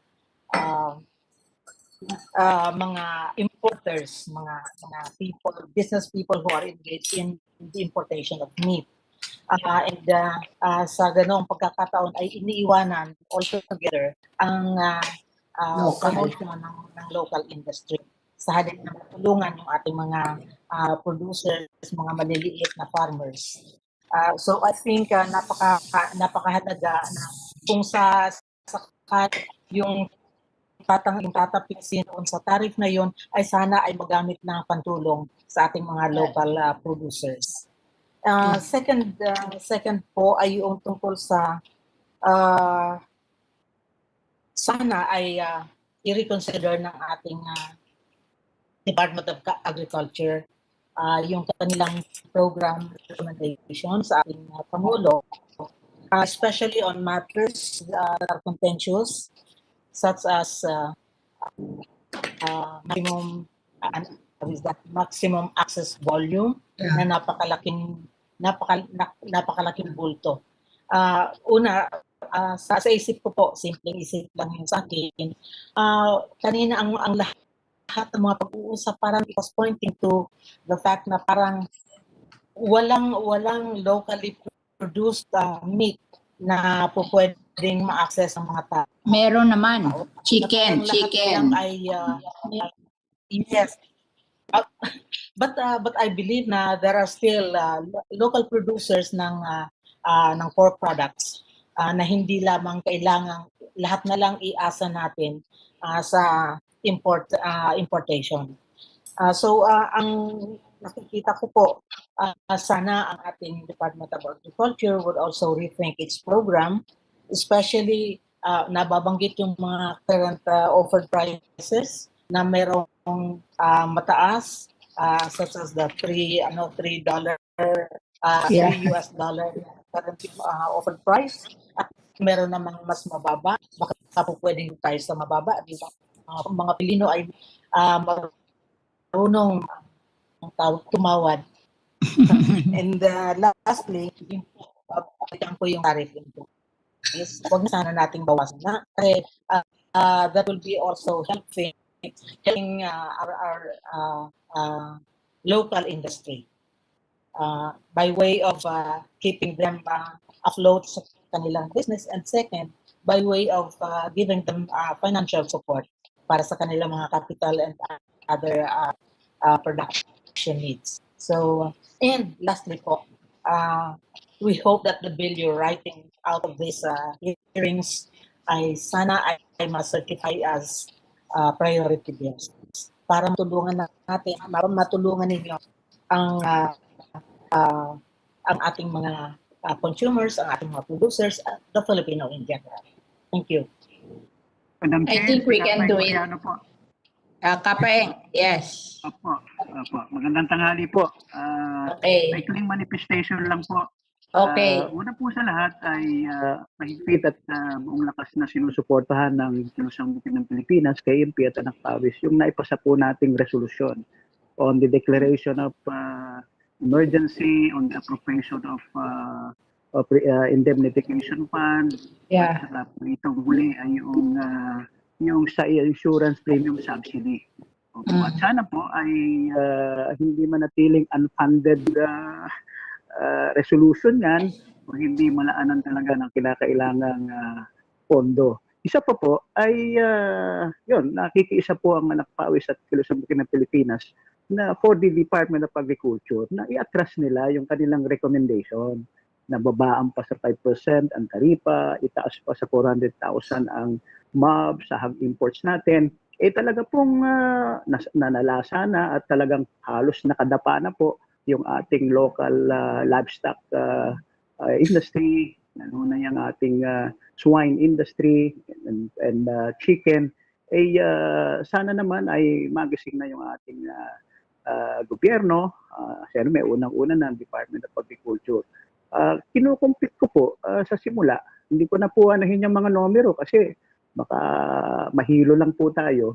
Yung sinasabi pong deficit doon sa ito po ang current supply, may beginning stock, merong sinasabing total local production output, and then yung domestic demand, at lalabas ay meron pong sinasabing projected deficit o shortage na umaabot ng 388,790,000 metric tons. Kung pagbabasihan po natin yung simulation na ginawa ng DA to Secretary William Dar at napansin din po ni Senador Kiko Pangilinan, kung 250 ang presyo ng kada kilo sa retail at ang 119 pesos and 55 centavos yung CIF, yung landed cost, meron pong 130 pesos and 45 centavos na diferensya. Multiply nga po natin yung 388,000 na yan sa 1,000 kilos. Yun din po lalabas. 388,790 kilos. Multiply by 130 pesos and 45 centavos. Abay, 40.7 billion pesos po yan, Madam Chair. Doon po sa 5% tariff kung imbababa. Kung nakapaloob pa yung 400,000 metric tons sa MAB, yung pong ibig sabihin nun, yung 388,790 million, 388,790,000 kilos na yan, kilograms, multiply by 130 pesos and 45 centavos, Madam Chair at mga kapwa resource persons. 50.7 billion po yan. Hindi pa po yan yung actual na magiging retail. So, kitang-kita naman po kailangan ba at expense ng ating mga backyard livestock producers, raisers, ng mga consumer po, ng mga mamamayang Pilipino, itong para lang makikinabang yung ilan na makikinabang sa 50.7 billion pesos. So, kaya po, ang kagyat po natin ngayon, kailangan gawin, ay talagang palakasin, ibangon, sakipin, palakasin yung ating lokal na hog, swine or poultry production sa ating bansa towards maabot natin yung self-sufficiency at maka-ensure makasiguro tayo ng stable and sustainable food security. May 3 batas po, Madam Chair, na nagbibigay ng mandato sa mga implementing agency katulad po ng Department of Agriculture to promote food self-sufficiency. Yung pong Irrigation Services Act na naipasa sa pangunguna ninyo, yung Magna Carta of Small Farmers, may pertinent provision din po yun sa Declaration of Policy. At doon sa panahon din ninyo, as chair ng Committee on Food, Agriculture and Agrarian Reform, naipasa yung amendatory law sa Organic Agriculture Act. of 2010 yata yun. So, nandun po yung mga sa Declaration of Policies Pertinent Provision on the promotion of food self-sufficiency. Ang tanong po ngayon yan po ba ang programa at policy o direksyon ng Department of Agriculture sa ilalim ng kasalukuyang gobyerno? So, yun po. At yung po bang pagbaba ng taripa na yan to 5% at pagtaas ng MAV on hog imports, meron bang isang ka-trading partner ng Pilipinas na nakapaloob din at member ng WTO as pork exporting country na humihiling na gawin yan? Wala po Kahit po hindi naman po commitment ng Pilipinas yan sa WTO, pero ang Department of Agriculture mismo, ang nagrekomenda pa, hindi po ba pagpapatiwakal sa sariling natin yan, local industriya? So, bilang pagtatapos po, Madam Chair, dahil naisumiti naman po ng Kilusumiti ng Pilipinas ang kanyang position paper doon pa lang sa unang pagdinig sa issue ng rising food prices, panghuli po, palagay ko po, long overdue na ang Senado as the treaty ratifying body, tulad ng itinatadhana sa 1987 Constitution, atin na pong balikan at magkaroon ng komprehensibong pag-assess doon sa mahigit 25 taon na ratification ng Senado doon sa Uruguayan Final Act of the General Agreements on Tariffs and Trade at yung pong entry ng Pilipinas as member ng WTO. So, long overdue na po yan. At nakikita ko po itong pagbaba ng lokal na supply, pagtaas ng presyo sa pamilyan, ay mga sintomas lamang po ito noong systemic and structural na problema po natin. Na isa po dyan na culprit, sa tingin ko, pangunahing culprit, ay yung pagpasok natin sa WTO at sa WTO agreements, lalo na ang Agreement on Agriculture at ang ratification ng Uruguayan Final Act, the General Agreements on Tariffs and Trade. Noong pa pong 1994, sinabi na ng Kilusumiti ng Pilipinas at yung pong CBCP noon, may panukalangang magkaroon muna ng 2 taong palugit, araling mabuti, niratify po ng December 14, 1994. Pumasok ang Pilipinas ng January 1, 1995. Alam po ninyo, yung mga ipinangako doon sa ratification ng GATT-Uruguayan, pagpasok ng Pilipinas sa WTO, ay kabaligtaran po nangyari. Sa halip na increase ng jobs sa agriculture sector ng 500,000 kada taon, yung lalaki yung ating agriculture surplus by 3.5 billion pesos. Baligtad po nangyari, Madam Chair. Sa akin pong panimulang computation, from 1995 hanggang 2013, cumulative, ang agriculture deficit ng Pilipinas na-incur niya o nalasap niya ay mahigit 30 billion US dollars. Sa pagdidugtong pa po natin mga sumunod na taon, as of end ng 2018, hindi na po bababa sa ang cumulative agricultural deficit incurred by the Philippines ay 50 billion US dollars. So, yun lamang po, Madam Chair. Maraming salamat po. Okay. Maraming salamat po, Kapaeng Mariano of Kilusang Magbubukid ng Pilipinas. And I guess we have to end this hearing. If there are no more, you just put everything in writing kasi we have to write. And then maybe the Department of Agriculture will reconsider yung recommendation nila kay President kasi lahat hindi nag-agree. And of course, gusto rin nating i-clarify nila yung kanilang budget for the rehabilitation of the industry this year 2021. I-clarify lang ninyo kasi malaking part ng budget is just for requests. 2 billion lang yung for release. The rest of the budget is for requests. So we just have to clarify that. And of course, if you have any more things to say, maybe you can write my office. Yun lang po. Maraming Madam salamat Chair. po. Yes. Madam Chair, pahabol Yes. na ako. Yung Mr. sa Song. MAB, yung sa MAB, I think the President should write the Congress kung ma-aproban yung volume. Yung sa tariff, I think the President can decide sa EO. Pero yung sa MAB, hindi lang ang Presidente ang mag-decide. He should write the Congress kung a-aproban yung increase of MAB. So kung ang Kongreso hindi approve yung increase, walang increase yung Madam Chair. Yeah, rest assured, if we are the one, we will not increase it. We will Thank you very much, not to Madam Chair. increase it. Okay, sige. Madam Chair, can you allow me to give short message to Department of Agriculture for this year? Okay. Yeah, Madam Chair, to our Department of Agriculture, no, for us, private sector, alam po namin na the department gave a wrong signal doon sa mga countries natin ng imported. Number one, bakit? Wala pa man, in-announce na natin na from 54 million kilos, gagawin natin 400 million kilos. We will not be surprised kung tinaas nila yung presyo. Ngayon, pag tinaas nila presyo, babawasan nyo naman ang tariff. How about in the case na mag-withdraw tayo, Department of Agriculture, sabihin natin, hindi natin itutuloy yung balik tayo dun sa original na 54 million kilos. Baka magulat sila, ma-surprise sila, mag-panic sila, at ibaba nila presyo. Ngayon, pag binaba nila presyo dahil wala nang pagdalhan dun sa 400 million na ine-expect nila dahil in-announce na natin, paano makapag-compete ang local? Madam Chair, ganun naman dahil bababa yung presyo, babalik sa $2, baka mahirapan kaming local producer. Kami naman po, local producer, stakeholder, maghihiling sa aming Department of Agriculture. Pwede po ba kami naman tulungan nyo dahil hindi kami makapag-compete? Yung 40% gawin yung 60%, yung 30% gawin yung 50%.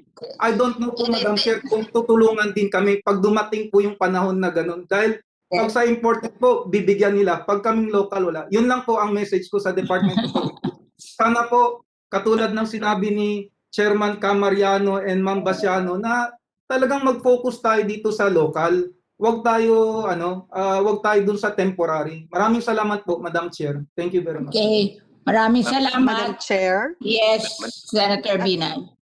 Madam Chair, siguro before we end lang, can we just get an update kung nasa na ba tayo dun sa laban natin against ASF? Kasi medyo nakakabahala dahil alam naman ho natin nakapasok na to sa Visayas. Are we winning the war or not? We asked DA, may we ask the DA to make a manifestation on that?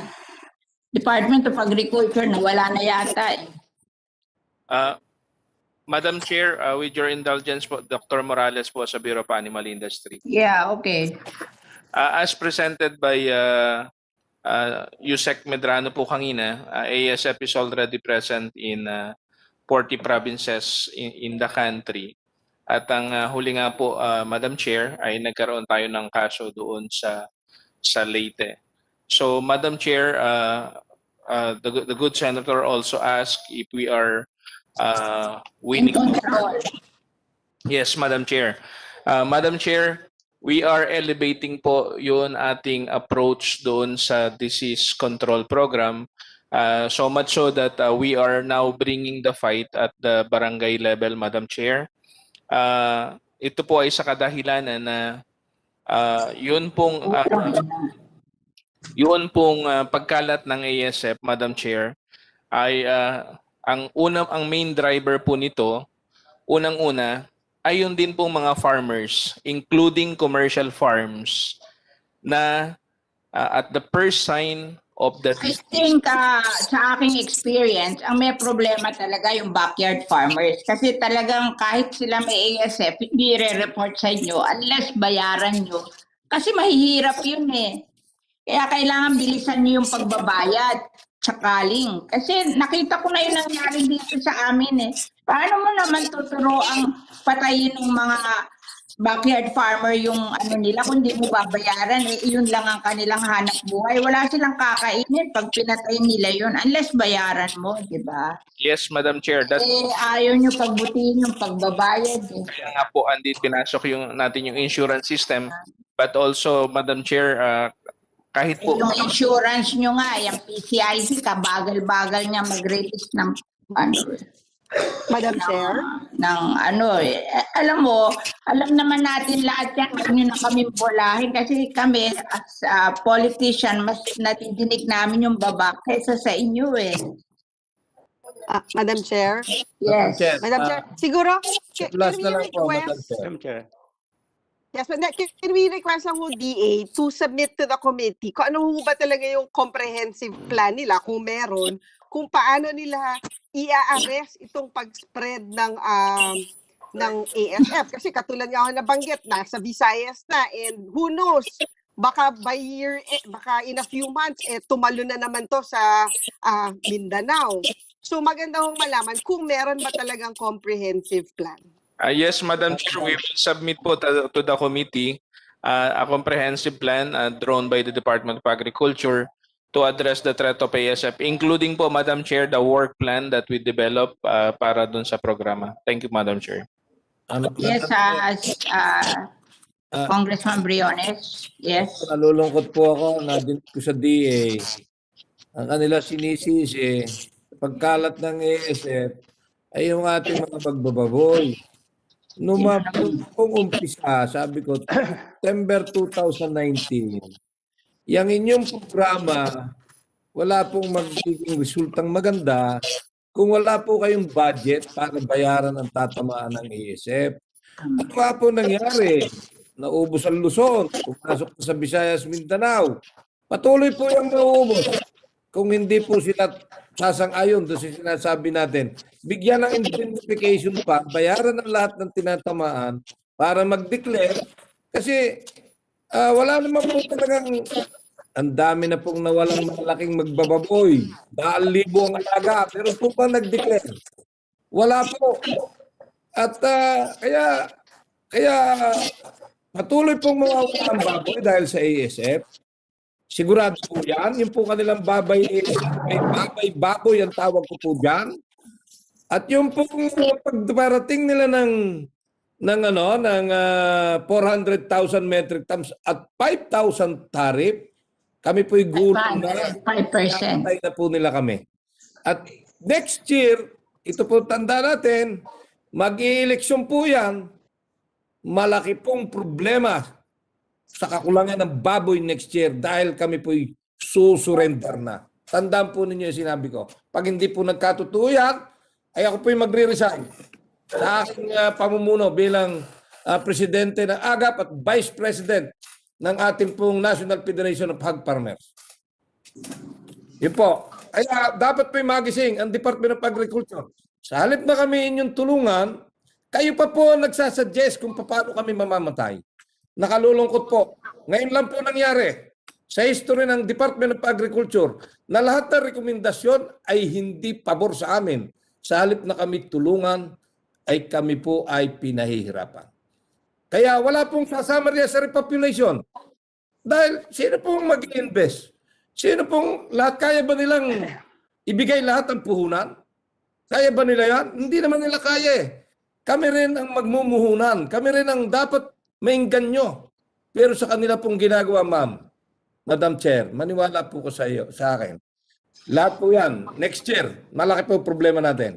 At ang magsasuffer niyan, ay siguro po yung mag-a-approve ng ating niyang pagpapahirap sa ating mga magbababoy. Salamat po, Madam Chair. Madam Chair, just to thank you, no, because alam po ninyo, it was said that the NEDA and DA have not really recommended. In all the newspapers yesterday, NEDA said they're backing DA, no, and therefore all the press is on their side. There's none on our side. But you are our champion, no, and you're elected by the people. These people were not elected. So we'd like to say that it's ironic. Sabi nga ni Nick Briones, because I said that a few months ago pa. They don't have testing, etc. He said they have no money.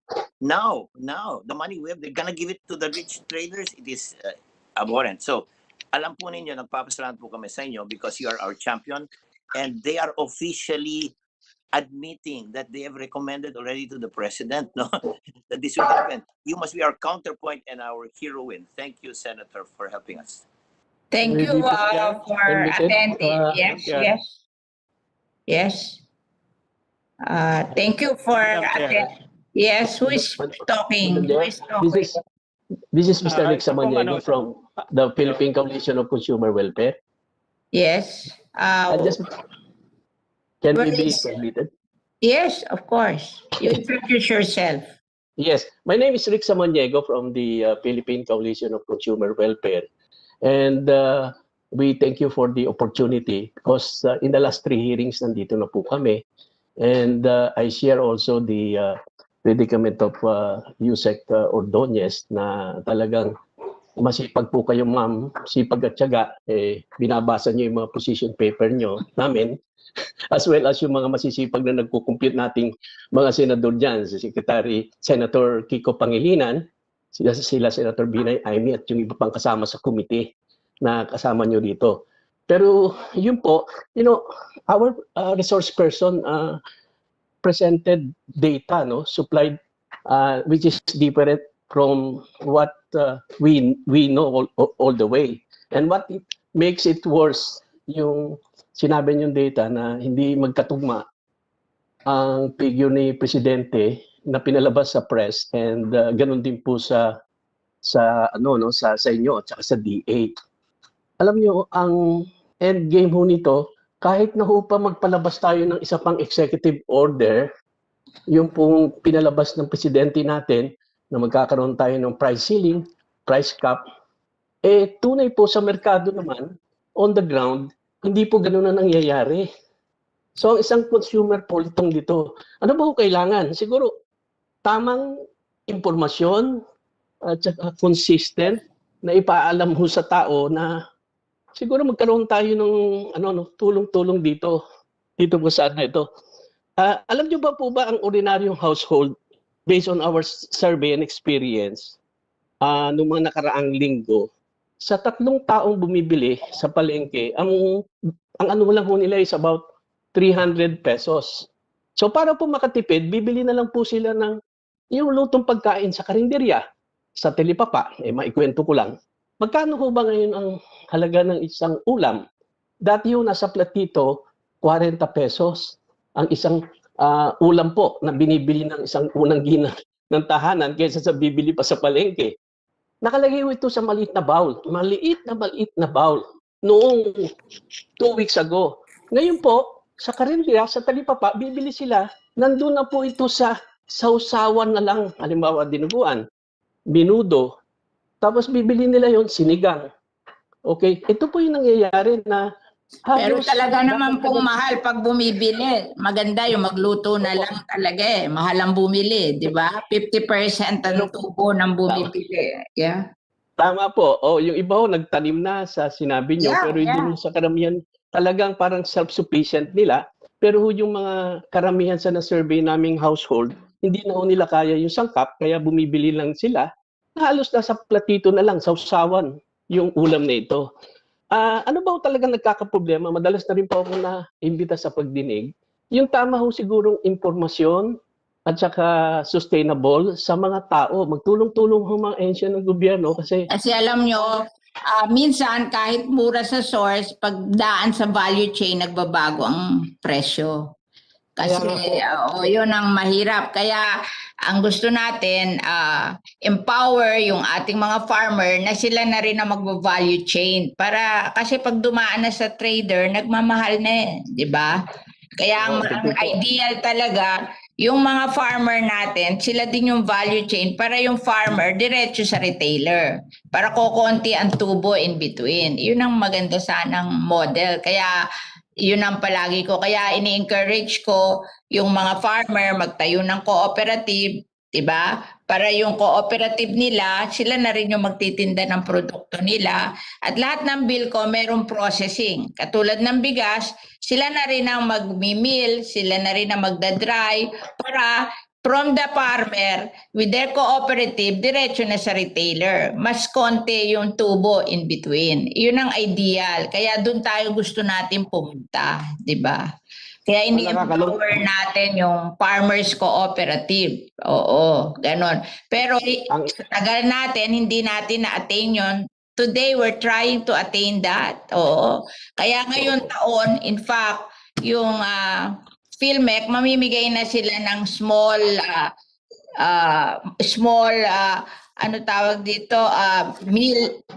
milling machine at saka drying machine sa mga co-op para hindi na sila at the mercy ng mga malalaking rice miller at saka dryer, ganon. Kailangan magawa na nila yon para sila may meron na silang makausap na retailer na sila diretso na sa retailer, mas mura ang goods. Ganon din ang gagawin natin sa ating mga backyard farmers, di ba? Kaya ako ini-empower sila kasi kailangan natin empower sila para mura yung ating pagkain. Oo, hindi mo mura. Tapos ngayon, kami talaga ini-encourage namin na lahat ng bahay mag-urban gardening ng vegetable para ako wala nang pamili, di vegetable lang kainin. Ano naman yun ano tawag doon, healthy din naman yun. Konti na lang ilalagay mong pork or chicken. Masarap din yun Ako nga puro vegetable na lang kinakain ko ngayon Wala na akong pambili ng pork and chicken Nagre-reduce.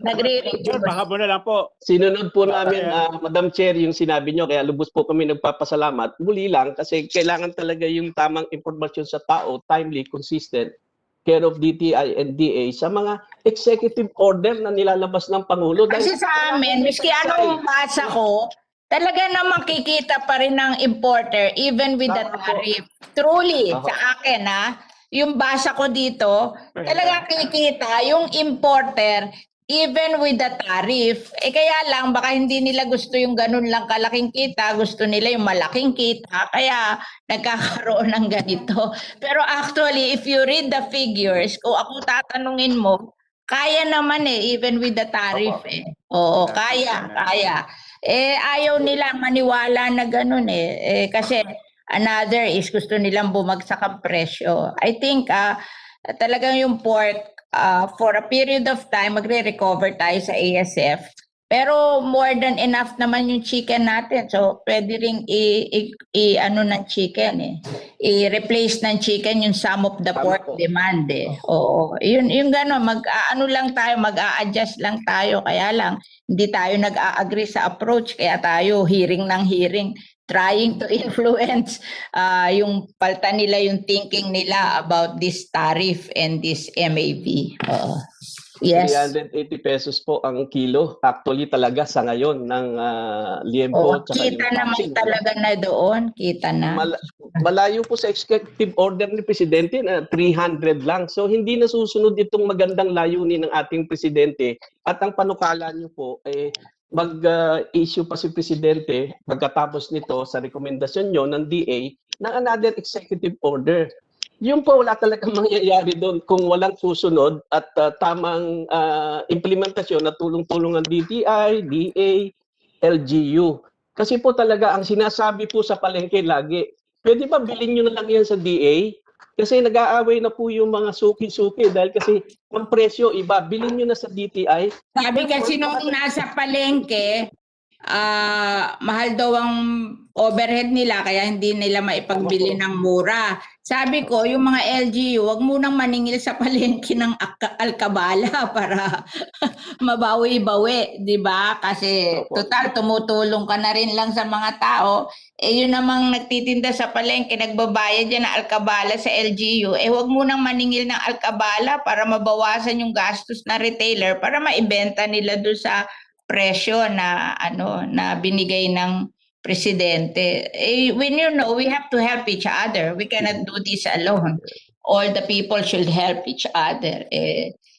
Hindi tayo nagtutulungan, nag-aaway tayo kasi last point, Mr. Hello, Madam Chair. Gusto lang po natin malaman kung yung short-term solution na sinadmit namin sa inyo, kasi itong pinag-uusapan natin, medium and long-term, may supplemental budget. Ano ba yung short-term solution nyo?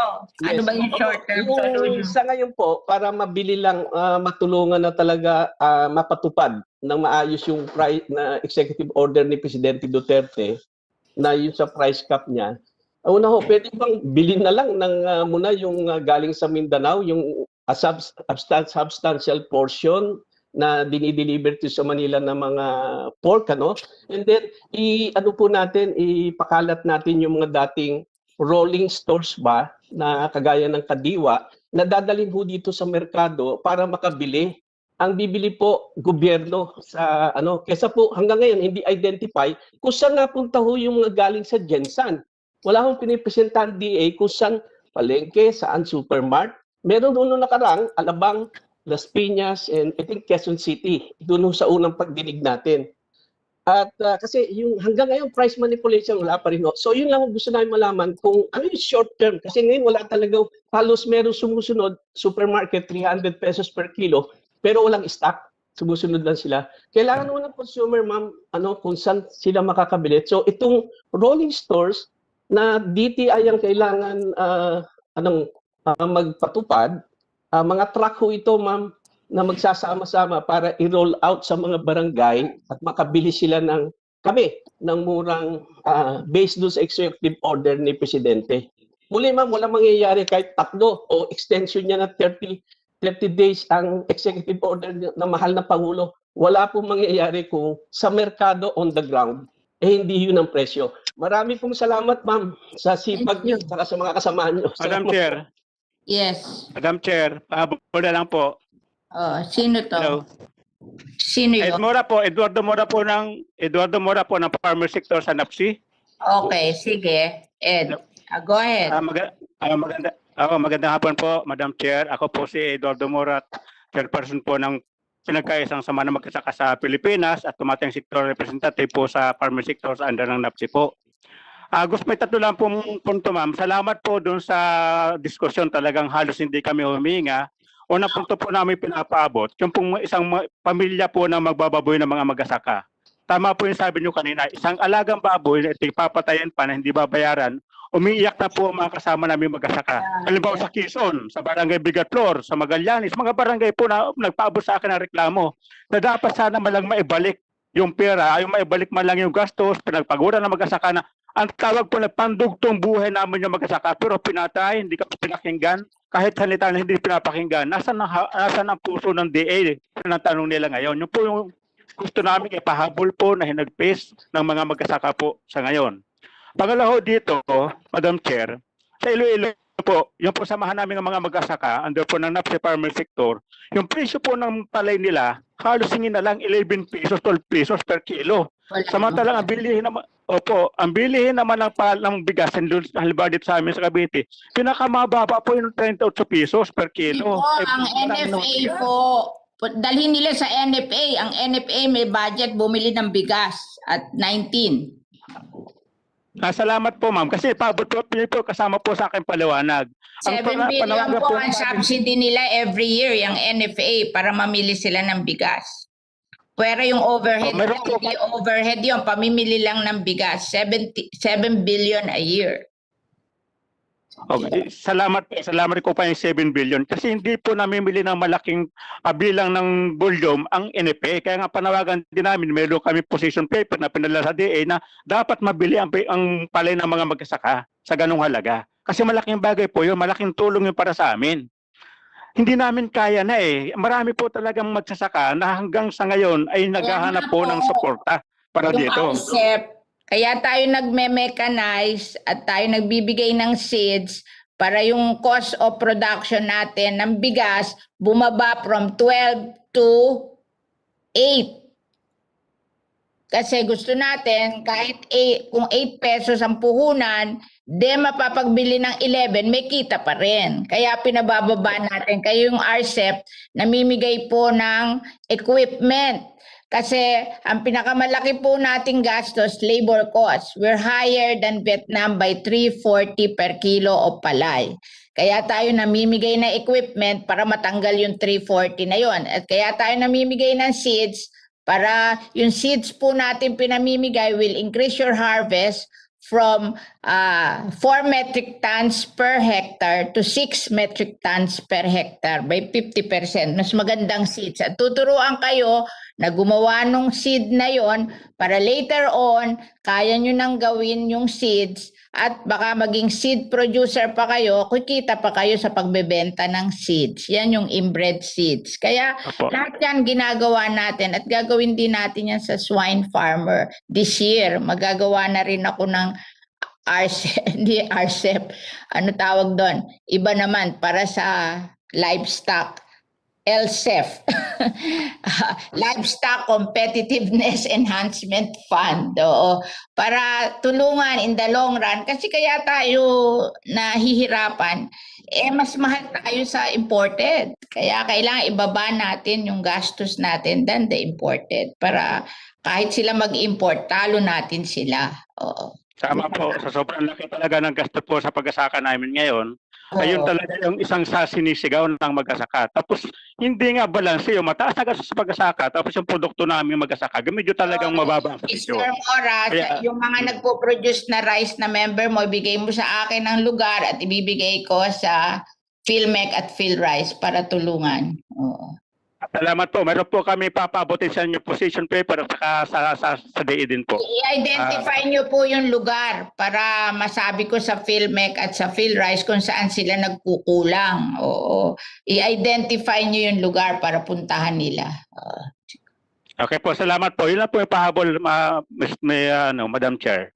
Kasi at napakahalaga para sa amin ang suporta po ng ating gobyerno sa kasalukuyan. Ngayong kasabay yung pandemic na sumasagasa sa ating mag-asaka sa Ngayon. Maraming salamat po. Maraming salamat din po. So we can end the hearing or isulat nyo na. Yes, Mr. Chen. Madam Chair, at the end of the day, we have to produce our own food. Yes. We have to fight yung ASF. So, ang kailangan natin yung budget para sa DA to do it. Pero ang pakiusap namin sa DA kasi naman, alam na nila yung ASF na mag-submit sila ng budget, hindi pa nila nilakihan para sa ASF. Kasi naman sa amin, ang dami-daming nahingi ng budget. So, sana silang nakipaglaban na increase. Kasi pwede namang ibinaba yung ibang budget dinala sa ASF. Oo. So, sa pakiusap namin sa kanila, kung gumawa sila ng programa, sana konsultahin kami. At hindi lang sila gagawa ng programa nila, hindi kami kasama. Kasi kami rin ang private sector, kami ang mag-i-implement. Kasi kung wala kami, sana may tulad ng sabi ng mga ibang kasamahan natin dito, sana magkaroon ng puso ang DA natin dahil sa mga meeting namin kasama ng USEC, pagka natapos yung meeting, akala namin ayos na, pero pagdating kay Secretary Dar, binabago niya. At hindi kami pinapakinggan tulad ng price cap. Sana pinakinggan, nagkaroon kami ng konsultasyon noong February 26. Ayos na yung usapan namin, nandoon kami, hog raisers, pork producers, nandoon yung biyahero, nandoon yung tindera. Ayos na yung usapan, nandoon yung DA. Pero kahapon, nag-announce si Secretary, hindi pinansin yung usapan namin na maganda. So, supportahan namin yung DA. So, supportahan namin yung DTI doon sa presyo. At tama. Pero, for your information, hindi lang kayo nahihirapan ganyan, pati kami mga senador nahihirapan. Hindi niyo ba alam na nakikiusap na ako kay DA na magbago na siya ng isip? Panay na nga pakiusap ko kasi hindi niyo lang alam ako marami na rin akong pasensya na ginawa dito. Naawa lang ako sa mga farmer kaya ako nagpapakahirap Pero my God, ako, para na lang wag umasa dyan na reklamo ng mahal. Everyday, namimigay ako ng seeds para magtanim sa mga garden nila ng vegetable para pag walang ipambili, di kumain ng vegetable. Nang tigilan na yung reklamo na walang pera, walang pagkain. Yung iba nga namin dito, pinagtatayo ko na ng vegetable garden. Ayaw nga nila magtayo Ako pa muna magtatayo tapos ita-turn over ko sa kanila para magkaroon sila ng vegetable garden. Otherwise, nanakawan nila yung aking mga project yung aming mga composting machine, nawawala ang mga parts, ninanakaw Para wag magnakaw, tinatayuan ko na ng aquaculture, ng vegetable garden. Ako na nga nagtatayo.